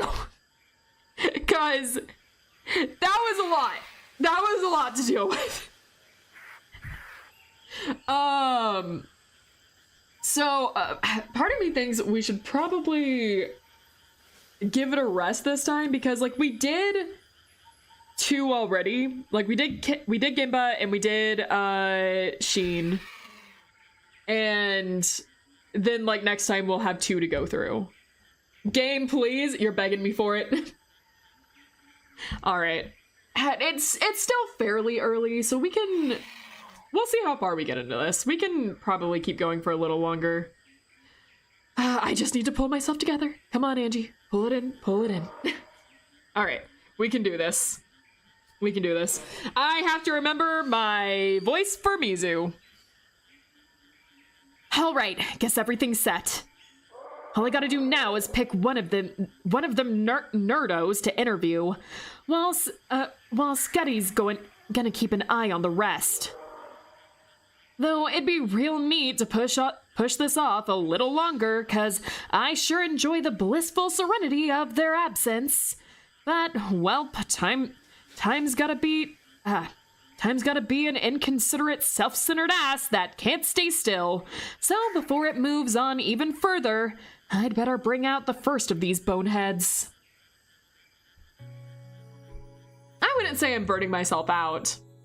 That was a lot to get through, but I've never burned myself out of this game. It's really hard for me to burn myself out of visual novels in general. I love visual novels and I love reading them.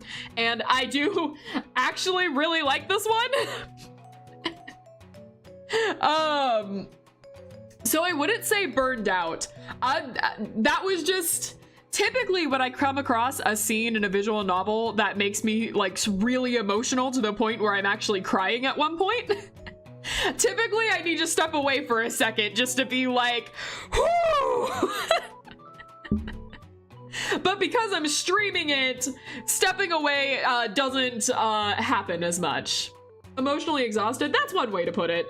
I would take that, like that's probably a better way to describe it. All right. Talk to the Game Grumps, what? Oh, Mr. Grump. I was like, where did Game Grumps come into this? We have Amberlance, Mr. Grump, Shichiku, or Bird Brain. Got it. My cheekbones are grinning. Are exhausted from grinning. We've given you a lot of compliments today, huh? I'm glad you're happy right now, Gospel. How could you? But also, I'm glad you're happy right now. Oh. I just noticed this for the first time. Oh, man. We'll talk to... Wait a second. Mr. Grump is the one I have the worst time voicing. Wait. I will actually die if I go for Mr. Grump. I'm gonna be honest, I don't think I can do Mr. Grump right now. The others, there's a chance. Mr. Grump, I don't think we can do that. Okay, I think, for the sake of my voice, I'm gonna go with Amberlance first. Normally I'd have you guys, go for him. No, wait. No! Okay, all right, no, it's fine. Deep breaths, Angie, deep breaths. You can do this, you can do this. You've got this. Nah, no point in even trying. This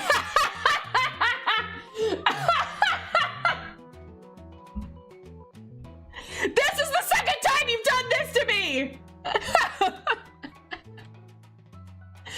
was building myself up and everything!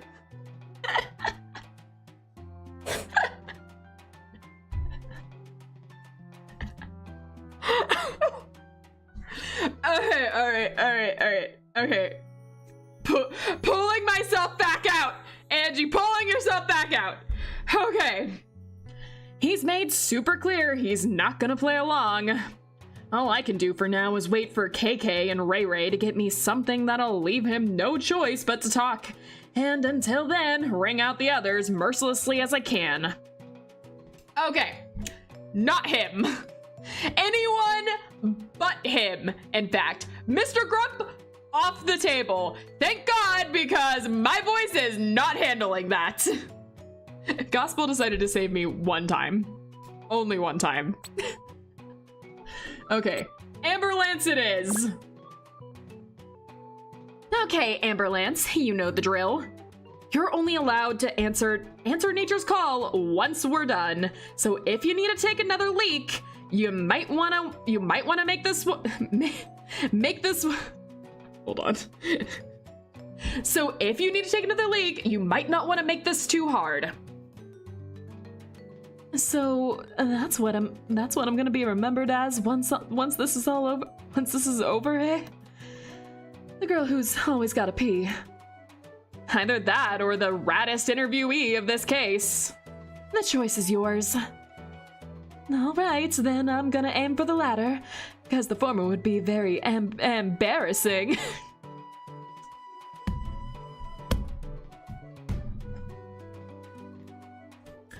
Okay. All right. Times Amber has made me cringe counter goes up. The bad joke counter strikes again. I mind tuned out for a straight minute. Why are we talking about piss? She's had to go to the bathroom so many times on this case. Like every single time we need to talk to these witnesses. Amber's over here like, right, can I leave to go to the bathroom again? So now they're just like, hey, you. Stop. So yeah, that's where we are.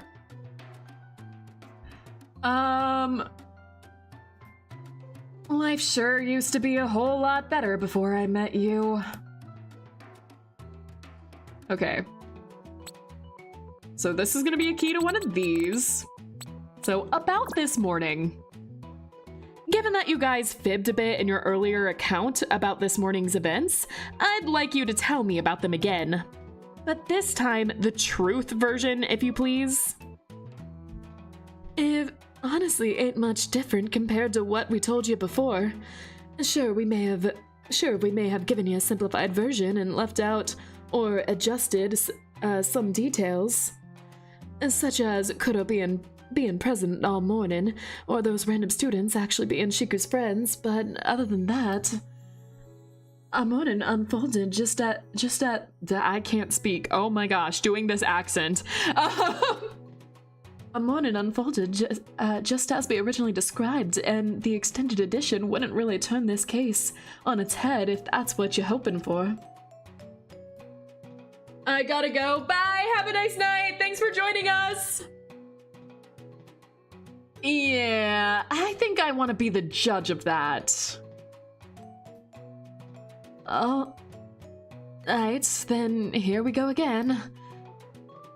As stated before, we got up at 6 a.m., prepared for the shoot at 7:30 a.m., and about an hour into it, took a break to check the footage we'd shot till then. Due to some different opinions regarding its quality, Ryun T got into an argument, right in the midst of which...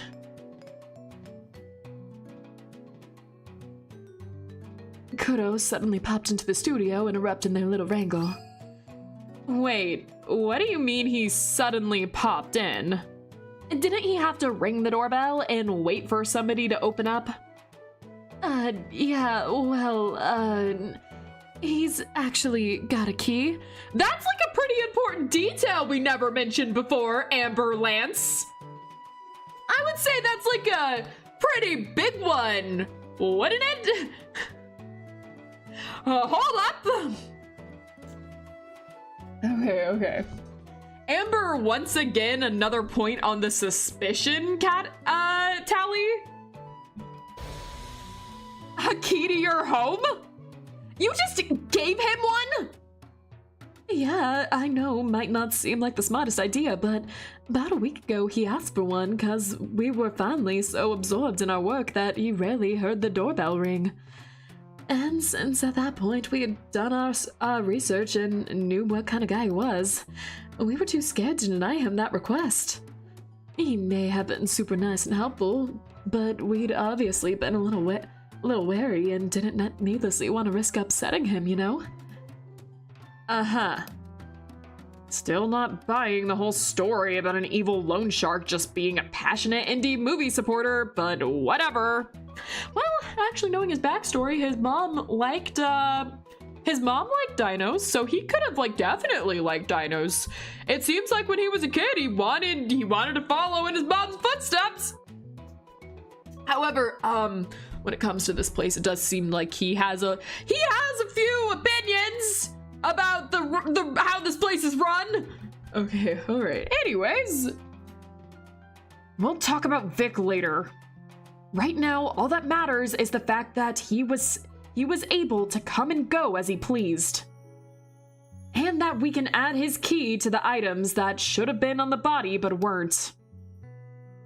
Could you give me a proper timestamp by the arrival, by the way? A little difficult since I didn't check at the time, but it must have been around 8:40 a.m. And you said his... Oh wait, not Amber. And you said his appearance caused bird brain Bird Brain and the Grunt Boy to start fighting? Yeah, although they hadn't fully cooled their jets just yet, so we deemed it best to take a break for them to chill and to calm our growling tummies as well. Which is why the bunch of you went to the kitchen and dining room downstairs. Well, Sep Kuda, that is. We just wanted to wait until we'd get on with the shoot. Oh hey, one of Angie's Steam friends is playing Limba's neat. Yeah, one of you guys. That's one of you chatters. As mentioned, I let my chatters add me on Steam as friends, so if you guys want to do that, it has been shared in the Discord so many times, you just have to ask at this point and someone would share it again.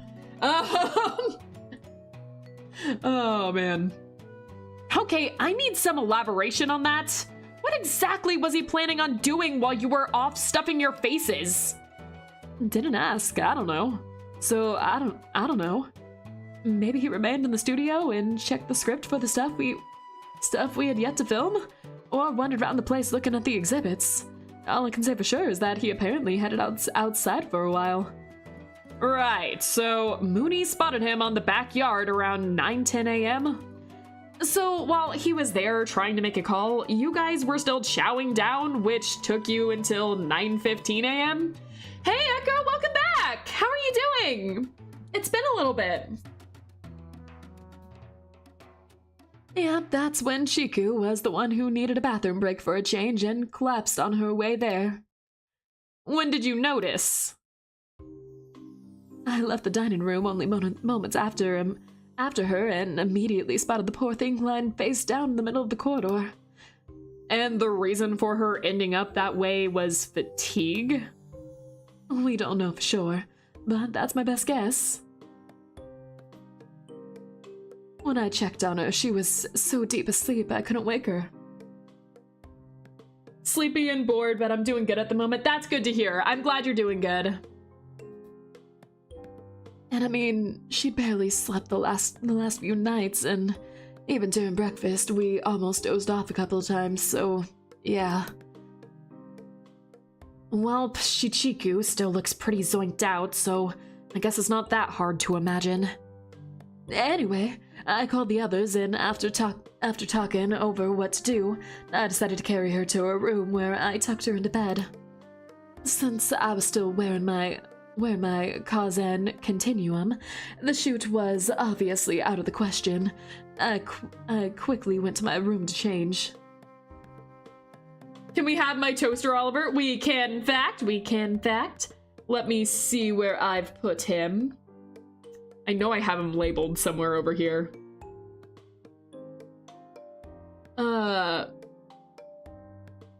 Being Angie's Steam friend? No, wait, that wasn't a thing.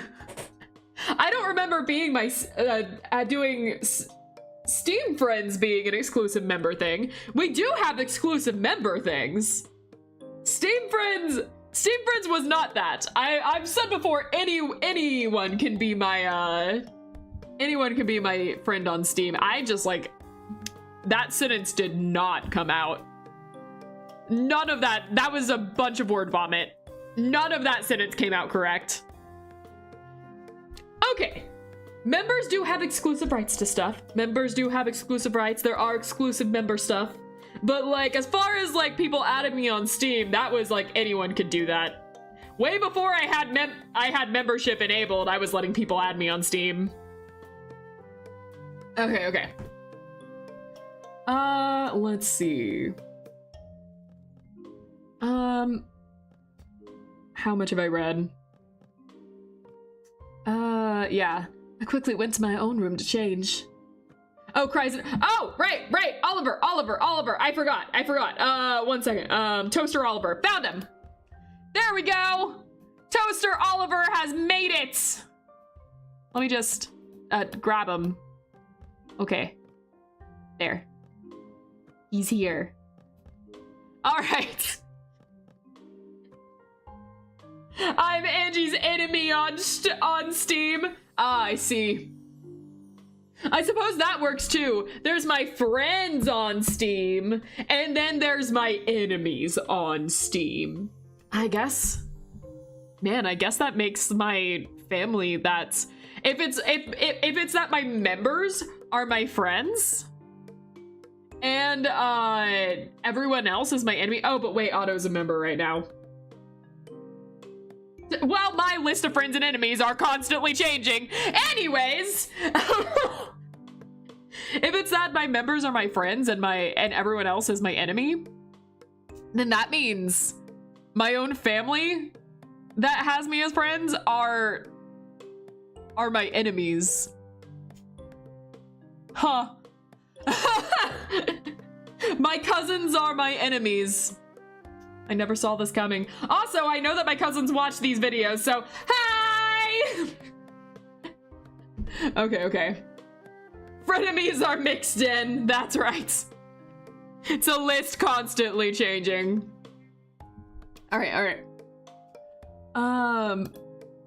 Once I was done, though, I returned to Shiku's and remained at her side reading a book and keeping an eye on her all the way until 10:30 a.m. Right, that's when she woke up as a result of the doorbell ringing. Or at least that's what you told me originally, but we now know that never actually happened and that you only made it up because you wanted us to think that's when Vic arrived. So when and why did Shichika wake up? Well, it was at 10:30. That's why we picked that time. But yeah, it wasn't due to the doorbell, but 'cause I woke her up myself. Oh? She was starting to get restless, moving erratically in her sleep, while whispering incoherent things I couldn't quite make out. She was obviously having a nightmare, and a really bad one, it seemed, so instead of sitting there watching, I decided to wake her up. Poor thing got really startled, and it took a good few moments to calm her down. Her head was all fuzzy, so she couldn't really remember a thing of what had happened, so needless to say, she was pretty dumbfounded as to how she had ended up in her bed. I spent another few minutes explaining everything to her, but at one point she suddenly jumped up with big terrified eyes and bolted out of the door like a Gallimimus hunting down a Rex. Finally! A name I can't pronounce! Not a fake dino fan! Okay. What happened? Still ain't too sure, to be honest. Apparently, while talking to her, I had somehow triggered her to remember something from her nightmare. Although as far as I understand, in that moment, she couldn't tell dream from reality and needed to check whether it had really happened or not. Did she tell you what it was? Nah, but it must have been something really terrifying, given how she acted in her sleep and got all agitated like that. I naturally rushed after her, and after a bit of a chase through the mansion, caught up with her in front of Ryu's room, where I managed to calm her down again. Whatever it was she'd experienced in her dream, she'd thankfully realized it'd been nothing more than that. I hate to ask, but what software do you use to stream with? I've been recently interested in getting into streaming. No problem, I use OBS Studio. It's pretty easy to figure out. It's really good for recording, whether you want to record videos or streaming or anything like that. All the way around, it is pretty intuitive. You can make your own scenes and stuff. There's thousands upon thousands of tutorials online. They're really good if you want to add in any, like, if you want to add in anything personal, like if you have plugins or something you want to add, they're really good about that. If you have no idea about plugins, there's tons of tutorials about that. So it's just a very, very easy and beginner-friendly program to use. A lot of people that are veterans in the industry also use it, so I cannot recommend it more. It is a very, very good streaming thing and video recording software. Also, what I use for chat is Streamlabs. Streamlabs I use for a couple of things, but mostly it's to display chat on stream and stuff like that. So Streamlabs is, you can download the plugin for OBS, which is what I've used. However, I've been told by a couple of other people that there are better programs than Streamlabs. Streamlabs just happened to be the first one I discovered, but there are apparently a ton of other things, and I've been looking into a couple of other ones. One that I've been hearing a lot about is, I think it's called Mix It Up or Mix-a-Lot. And I've been hearing a lot about that one as a potential alternative to Streamlabs, because Streamlabs gets a little buggy a lot of times. It has its own problems. It has its uses, it has its own problems. OBS I've never had a full problem with, but some of the plugins I use definitely bog it down sometimes. I need to clean up my OBS. I talked about that earlier, but I'm in the process of transitioning everything on my channel. So one of the things is like really cleaning up my OBS, because there are a lot of scenes from my old computers I no longer use. Anyways, that was a long way to say OBS is pretty good. I use OBS for my videos, so I should be able to use it. I just heard a lot of other streaming software, so I wasn't sure which one to use. I will say OBS for streaming is really good. You can automatically connect into your YouTube or your Twitch and very, very easily just, like, I don't even have to open up YouTube if I want to start streaming. I can just immediately go into OBS and click it from there. I usually just have YouTube up just to make sure that everything is running correctly, but OBS makes it really easy just to immediately stream to YouTube. I've heard the same for Twitch, but I don't use Twitch. I have a Twitch, I just don't use it. Anyways, that's all I've got. That's my streaming wisdom of the day. All right. I see. Anyway, that was something around 10:50 a.m., so it wasn't gonna be much longer before Hiro and Runa were gonna show up for the rap party. We'd been so shaken up by what happened to Shiku, we'd totally forgotten to call him and let him know that it was cancelled. At that point, though, she wanted to tell him and apologize in person, so she went to the bathroom to freshen up a little before they arrived. I was still wondering about her and waited outside until the doorbell rang, and for real about 5 minutes later. We went downstairs to open up and then spent some time in the lobby with our guest, explaining the whole situation to him. During all of which Vic was in the main hall. Not quite. What do you mean, not quite? That's what you told me the last time. That he was marveling at the display cases while you were waiting for Shichiku, and that he moved upstairs when you guys headed down to the lobby. Angie, where's Josh's pinned message? Someone else beat him to the pinned message. So, Faith got it this time. He wasn't here to talk about Dino Nuggy, so he didn't get the pinned message, obviously. It's been a thing now that Chad has been trying to beat him to the pinned message. It's pretty funny. Oh, man. Okay. Wasn't that also why you closed the door behind you? To give yourself some privacy from that stranger? Well, the truth is, Shiku and I never actually saw him there. I only made that up because we wanted you to believe that he was just a random visitor. We'd sorta arrived before Hiro and Runa to check out the exhibits. That said, given how things ultimately turned out, he obviously entered the main hall at some point while we were talking to him. But if he wasn't there when you entered the lobby, what was the point in closing the door? If you hadn't done that, Vic's final moments wouldn't be such a big mystery now. Sorry, but how was I supposed to figure that? All I was concerned with was the fact that he could have entered the main hall at any moment, and as you might recall, at that point in time, we still thought Runa had never seen that guy, and kinda wanted to keep it that way. Then why did you invite Mooney and Takashira to begin with? Because by that time, the party was supposed to start. Akudo wasn't even gonna be in town due to some sort of meeting someplace else. Or at least, that's what he'd originally told us. Honestly, not sure why he was still there. Maybe things got cancelled last minute and that's why that angry call was about. Or maybe he was just about worried about Shiku. Yeah, and your tits aren't fake. Yeah, they are!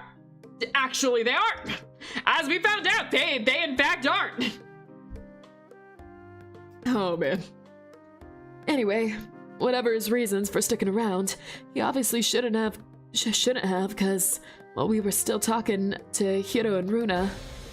Oh, no! Fuck! No! That's exactly the voice I'm giving him. It's not. Anyways. We suddenly heard that loud screaming coming from the main hall. And that's when we witnessed that incident and finally did see Kuro again.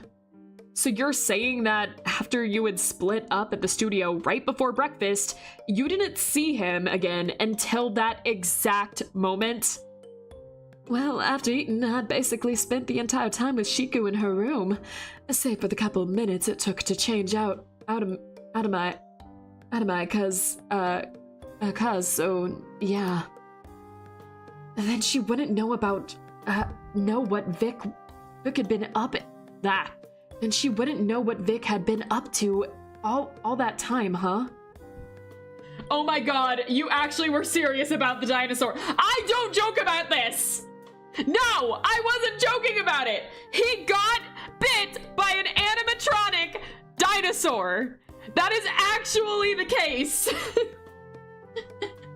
Was that the bite? Exactly, was that the bite of 87? The FNAF jokes have not been for nothing.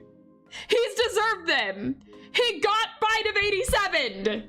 Except instead of his frontal lobe, it was a part we don't like to talk about. This is a serious case. Which I guess would also apply to them two dino dudes. She could only speculate as to what they'd been doing throughout all of that, so there's no point in even asking. Alright, moving on then. Upon realizing that Vic couldn't possibly have survived Roberta's crash, Birdbrain and Mr. Grump tried to take a closer look at the body, while you remained in the lobby with the others and called emergency services, right? Yeah, that's correct. But after that, you joined up with the guys? Call it denial, morbid curiosity, or whatever, but I just had to see it for myself. I told Shiku to stay behind to take care of Hiro and Runa, and once again closed the door behind me as I left. You know, to prevent the three of them from seeing any more than they already had. Then I stepped away from Ryu and T, and we all just spent a good while staring at the carnage in such disbelief, until Rue eventually snapped us out of it. He suddenly brought up the possibility of us being suspects of foul play and everything, so we headed over to the lobby. By then, Hiro and Runa had already disappeared, so it was just the four of us left, and that's when we talked about things through and collectively decided to lie about ever having met Kuro. And to hide his identity from us, which is why you took all his belongings, eh? No, that we really didn't do. We physically couldn't, given how he was trapped in the T-Rex. Besides, we all knew you'd figure it out eventually through DNA testing, or whatever, or so there would have been a point. It was really just coincidence he didn't have anything identifiable on him. Press X to doubt. I mean, why else would his phone be gone if they didn't take it? As well as his key to his place I've just learned about. That's something they definitely would have wanted to remove from his pockets. But I guess there's no point in grilling her on it. Another tally in the I think he was already dead pile. I think he was dead before entering the T-Rex. I think he was already dead. I went from the beginning of this episode saying, you know what, I think I'm leaning more towards that to actually saying, no, I really think it was that. I think he was already dead before entering that T-Rex. The voice we heard was a recording. That's gonna be my guess. Cause there's just so many things lining up here that's like, his stuff is missing. They wouldn't have been able to get to it if that T-Rex was closed. The way that the T-Rex is positioned is not the same as how we thought that T-Rex was positioned, and this was the only time it was like that. The thing to get him over the railing, you know, it's all way too, there's so many things that, like, the more I'm thinking about this, the more I'm just like, that man was already dead. He was already dead. One of them killed him before it. Okay, all right. Let's see. But I guess there's no point in grilling her on this. She'd just explain it away by everything getting gobbled up by Roberta or Vic having lost all his crap somewhere else, like the kid did earlier. Alright, I guess that covers everything regarding this topic, except one last thing. Yes?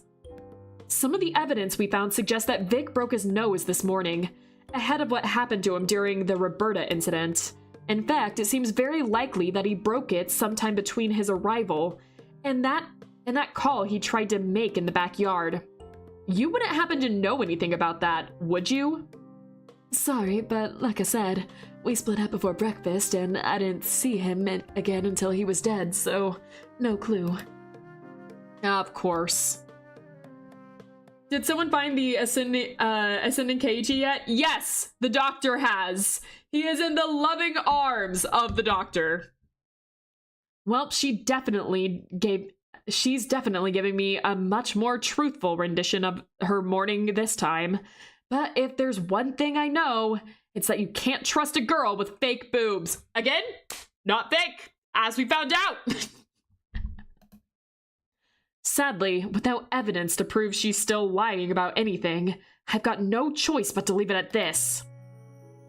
Alright, what about RPP? You know, after watching all the quarreling, it's difficult to imagine how some of y'all managed to endure living under the same roof. So how are things usually going around here? Well, despite what it may seem like, we're all on dinotastic terms. For the vast majority of the time, anyway. It's just that there's a huge combo of things that's been putting everyone on edge a little lately. The continuous production issues we've been plagued with, the anniversary of the professor's passing coming up, the whole thing about Kuro turning out to be a loan shark, and now this. Yeah, I bet the cancer diagnosis also put a damper on things. Not that I know if you guys know about that, but that I think would be a huge thing that may ruin some moods. And I am right in our home. It's a whole lot to deal with, so as sad as it is to see. I can't really blame anyone for reaching their breaking point and losing their temper. Fair enough.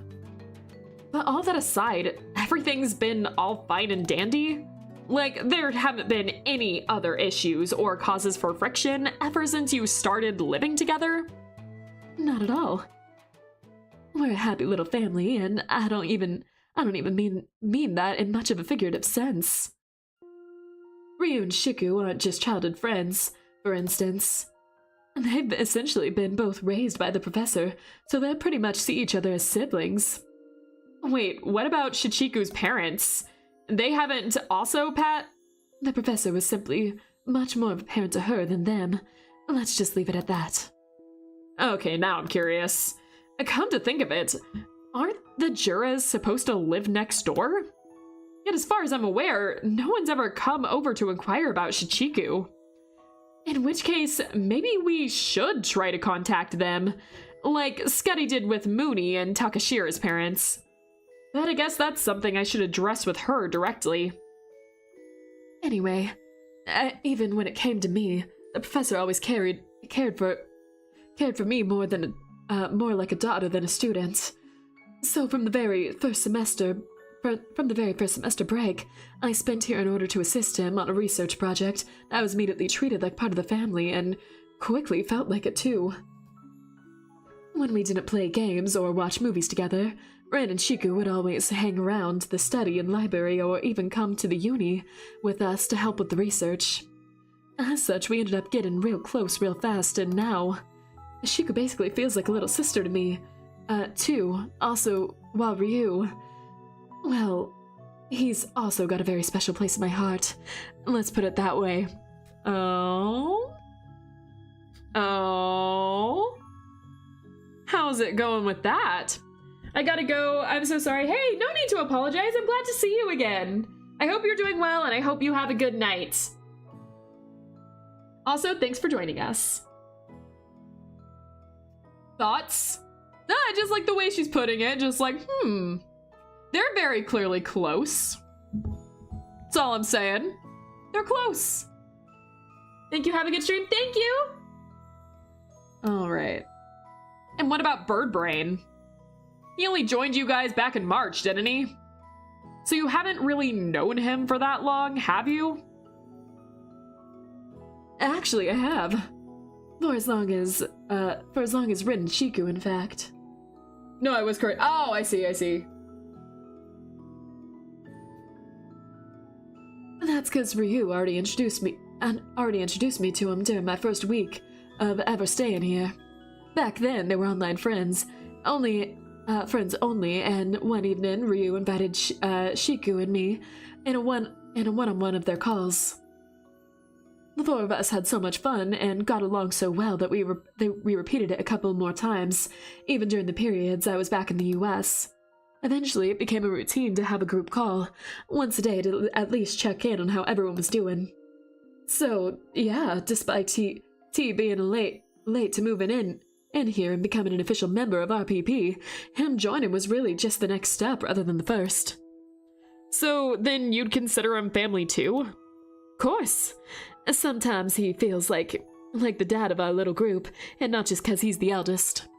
He really does care and worry a lot about us, always making sure that no matter what we're doing or where we're going, we're safe and well prepared.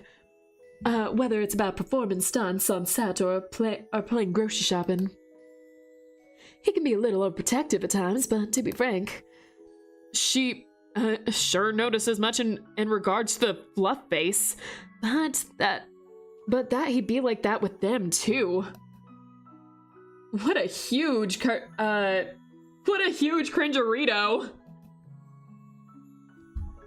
And the reason he's been getting in so many fights with Ryu basically stems from that. He's simply worried about everybody's well-being. Ryu first and foremost, which at this point it probably ain't need to elaborate on as to why. The topic ain't no joke to T, and when Ryu's behavior getting more and more reckless, making not only his own condition worse, but also starting to negatively affect the rest of us, T's been getting less and less lenient with him, and doesn't hold back as much no more. Yeah, worse condition. Making his condition worse. Yeah! Yeah! Yeah! How much do you guys know about that part? Also, can you see my chat above that I didn't show up in the screen chat? Eh? Eh? Hold on, which one? Maybe I'm not seeing it. What did you say? Because I don't see it. But again, even though he may seem a little harsh at times, it's just 'cause he cares so much. I can assure ya, T's doing his darndest to help whatever he can, going as far as taking care of most of the chores around here, just so the rest of us can focus on the fun stuff. He really just wants to see us smile, well, which seems to go quadruple for Shiku. I don't think she's aware of it, but I've definitely noticed him going the extra mile for her. You could almost say she's got him wrapped around her sickle claw without even realizing it. Wait, are you saying what I think you're saying? All I'm saying is that T would sprint through a pyroclastic flow to protect her from any physical or mental harm whatsoever. Then again, who wouldn't? Fair enough. Anyway, anyone who wouldn't should honestly be given a life sentence. Yeah. Less importantly, though, they really do sound as close as family. I sent you a concept image, Angie, if you have thoughts. Text me when you have some time, is what I texted. Oh, I see. All right. I will do so. All right. Which only reaffirms my belief that even if one of them alone's responsible for snuffing out Vic's Litos, the rest would do absolutely anything to protect their culprit buddy. Yeah, I agree. I do think that no matter who did it, I think that they all are trying to cover up. That's why they lied and everything, and that's why I think... Oh, I'm saying this with such a pinch of salt. I am saying this part with such a pinch of salt. I don't remember if this is true or not because it was in one of the pictures, I think, that led me to this conclusion. But I think that when we first brought Amber to the restroom, she tried to add evidence somewhere or something. I can't remember, but I think she tried to. And that's kind of why, even though I have a lot of stuff that make me really suspicious about Amber and that I really think Amber might have had something to do with this, I don't think she was the one necessarily that killed him. I think she's protecting whoever did it. And I kind of think that's going to be the same deal with all of them. I think they're all trying to misdirect us. I don't know who actually did it. Again, everything kind of is pointing to Amber to me the most right now, but I think she only looks the most suspicious because they want me to think she looks the most suspicious. I think it's a red herring. Granted, tampered with the crime scene. Guilty of that. I think they're all guilty of lying to officers and stuff, but as far as the murder goes, I don't think it was her. I think she's a red herring as far as the murder goes. Obviously, I don't know. It's I don't know, but that's currently what I think. But then I really don't have anyone I'm pointing to after that. I don't know. Okay. The bird, I guess. The feathers are there, so the bird, I guess. Okay. Less importantly, though, they really do. Okay, I already read this. I read this. Yeah. Okay. I'd bet my puffy ass cheeks on that. I don't know if we needed you to say that, Mizu. All right, about Vic. So were you guys expecting Vic to show up here this morning? Kind of sounded like a surprise visit to me, the way you described it earlier. It was. We didn't expect him to show up at all. Meaning you hadn't invited him to the shoot or the party later on. Nope. Huh, how strange. What, bro? You keep tuning in at the worst times. You keep taking me very out of context. Okay. If he wasn't so supportive, why leave him out? Especially with the whole loan shark thing going on. Like, what if not inviting him would have angered Vic so much that he would have finally shown his true colors? Weren't you worried about that? Like I said, he was gonna head out of town today, so we couldn't have participated anyways. We were planning on having a separate meeting with him some other time to watch the finished movie together, but today was just for us. For the Raptor Pack. Why invite Mooney and Takashira then? It was an exception, that's true. Winley allowed it because Runa requested it. As for Runa herself, she ain't just Ryu's and Shiku's childhood friend. She helped a lot, so we had made her an honorary member of the pack, and as such, she was naturally invited. All right, and why did Vic pay you a visit at all if he was gonna be busy today? Because that was supposed to be the last day of filming. He was curious how it'd go and wanted to witness at least part of it in the final shoot and cheer us on before we needed to leave. Really? Yep, really. Trying to edit a video with this playing in the background and I'm hearing all these things way out of context. You keep hearing the absolute worst parts, bro. Oh my gosh. So despite being the most evil and scummy shit shark imaginable, he was genuinely super interested in your movie and supported you guys as much as he could, treating you a whole lot different than anybody else just because he loved dinosaurs so much. I mean, knowing what his mom did, I don't think it was an accident, but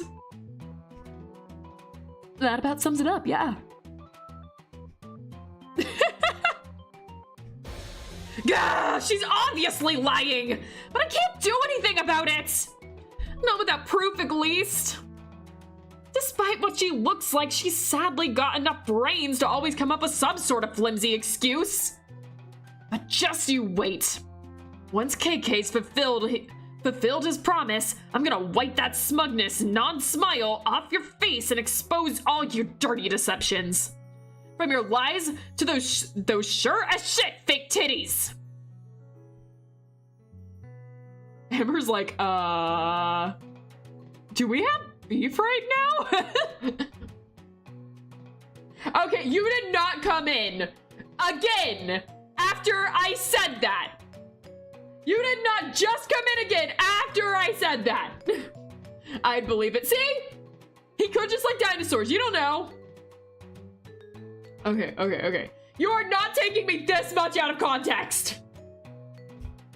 Oh, I'm glad you were not here when we talked about the T-Rex lips. Okay. About her hand. Okay, there's something I've been curious about for a while. That bandage you've got wrapped around your left hand still looks fresh. You also kept it cinched most of the day and rarely move it. Injured yourself only recently, eh? Maybe this very morning? Yep, this very morning. What caused it? Well... Yes. Why is she hesitating about answering? Super suspicious. But fine, if you want to be that way, I don't need an answer, because I've already got a good idea about what injured your mitt. Does this have anything to do with it perhaps?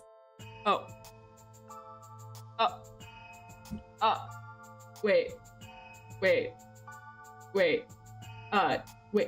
you can't just, hold on. You can't just suddenly spring, you can't just, please don't say something crazy. I'm not! You can't just suddenly spring in a quiz on me. Okay. I was, glass upstairs, wasn't it? There was like glass shattered upstairs. Because I remember we were all like really shocked about this. I don't remember what it was though. Was it like a picture frame or something? Because at first I thought it was Kuro who had punched it and caused it. And like that's why it's no longer there, because you can still see the image. You can still see like the indent of it on the wall.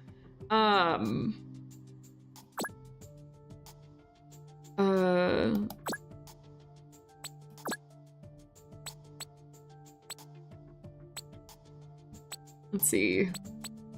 The glass shards. Multiple shards of broken glass. Yes, this is it. It even says it right there. This is it. All right. All right. Here we go. My colleague found a couple glass shards with both your fingerprints and DNA on them in the vacuum cleaner upstairs. On top of that, she also discovered similar shards behind a potted plant up there, along with trace amounts of your blood on the carpet right next to it. I'm glad they're working together now.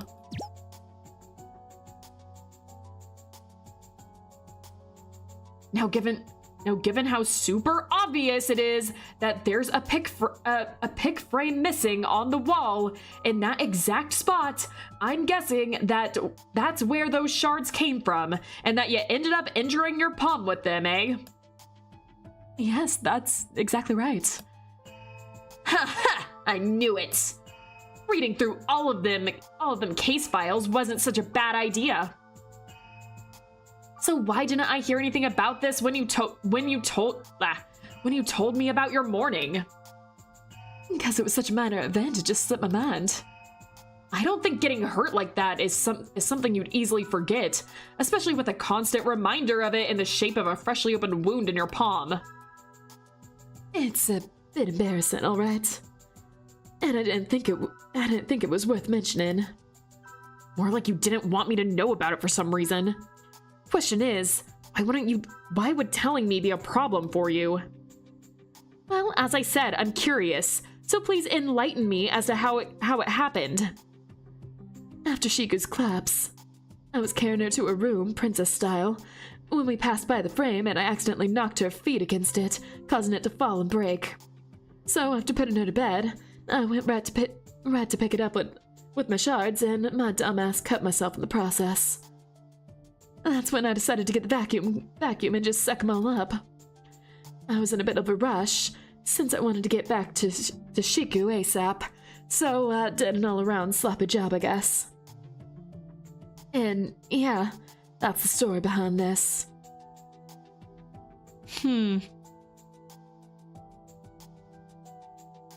I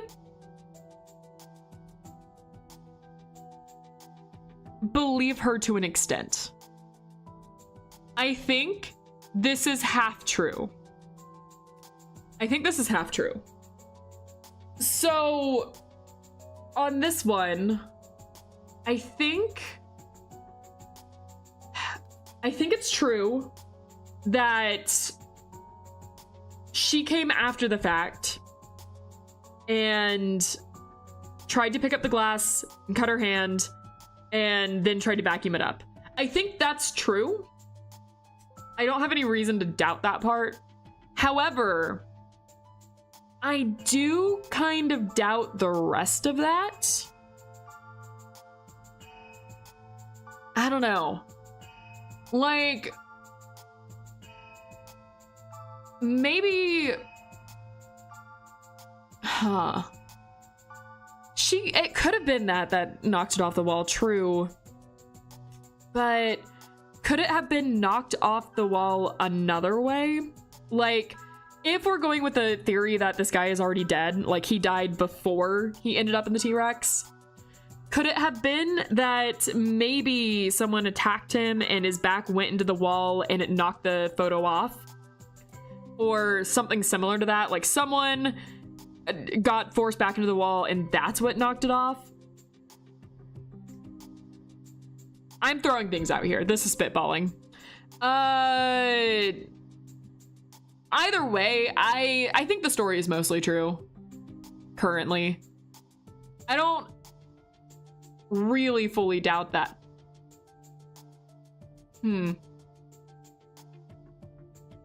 Wait. Have I noticed this before? Maybe I've noticed this. So I don't think I can get rid of the text box. I don't think I can get rid of the text box at all. Has there always been a missing amber vial on her belt? Press mouse wheel. Oh, hold on. Thank you. Wasn't there an amber here?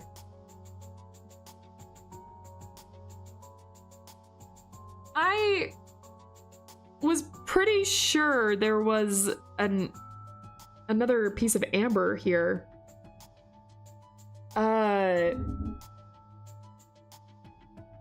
Was that I legitimately can't remember if there was amber on her belt at the start of the game or not.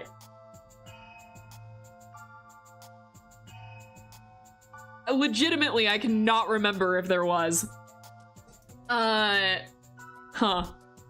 Regardless of the matter, we have that broken piece of amber at the crime scene. And there's one, I'm pretty sure that's clearly a spot where that amber is supposed to be, and there's one missing from her belt. Have I noticed that before? That surprised me. Okay. I just happened to see that through the text box. I was sitting here just talking and was like, wait a second. All right. The text box is like just transparent enough that I was like, wait, hold up. Fascinating.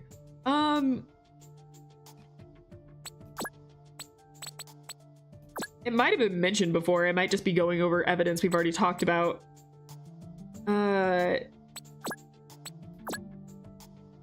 We have the amber shards here, right? Number of amber fragments. Yeah.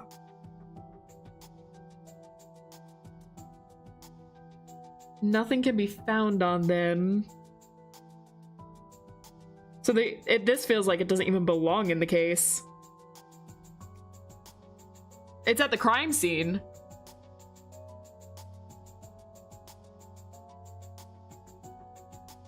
Interesting. Sorry, I'm kind of backtracking on evidence from previous episodes and stuff. I'm kind of like trying to piece things together. Is this the amber from her belt?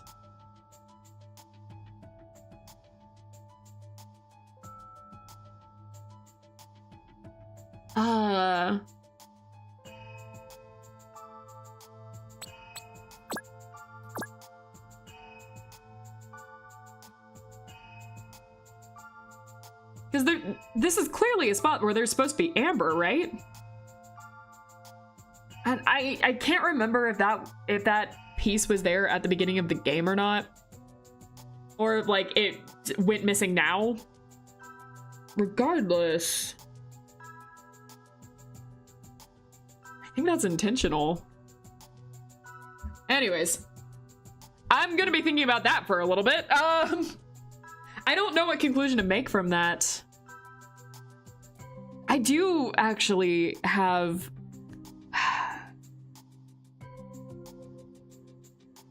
It does kind of...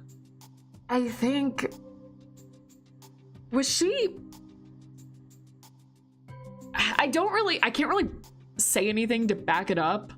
But, like, we talked about, like, how I think that she's a red herring and how, like, she might have planted evidence and stuff. Did she plant evidence? Like, her own amber thing? So we'd purposely think it was her? Because, like, it doesn't have any blood on it. It seems like it was just placed there. If, they all made an agreement to try and help whoever the killer was.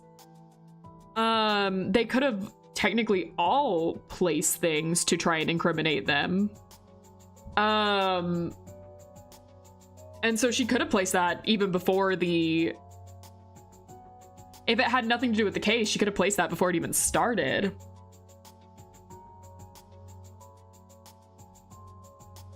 Oh man, I don't know. My mind is like going, like, I love murder mystery games, guys. My mind is like going like everywhere it could with this. I'm trying to like think where this is. I don't even know how you would use the amber for this case. Okay. The only thing I can think of is like placing the evidence to make it seem like she was there. So that we think that she is the one that did this. That is the only thing I can think about for this, of like why that would be there.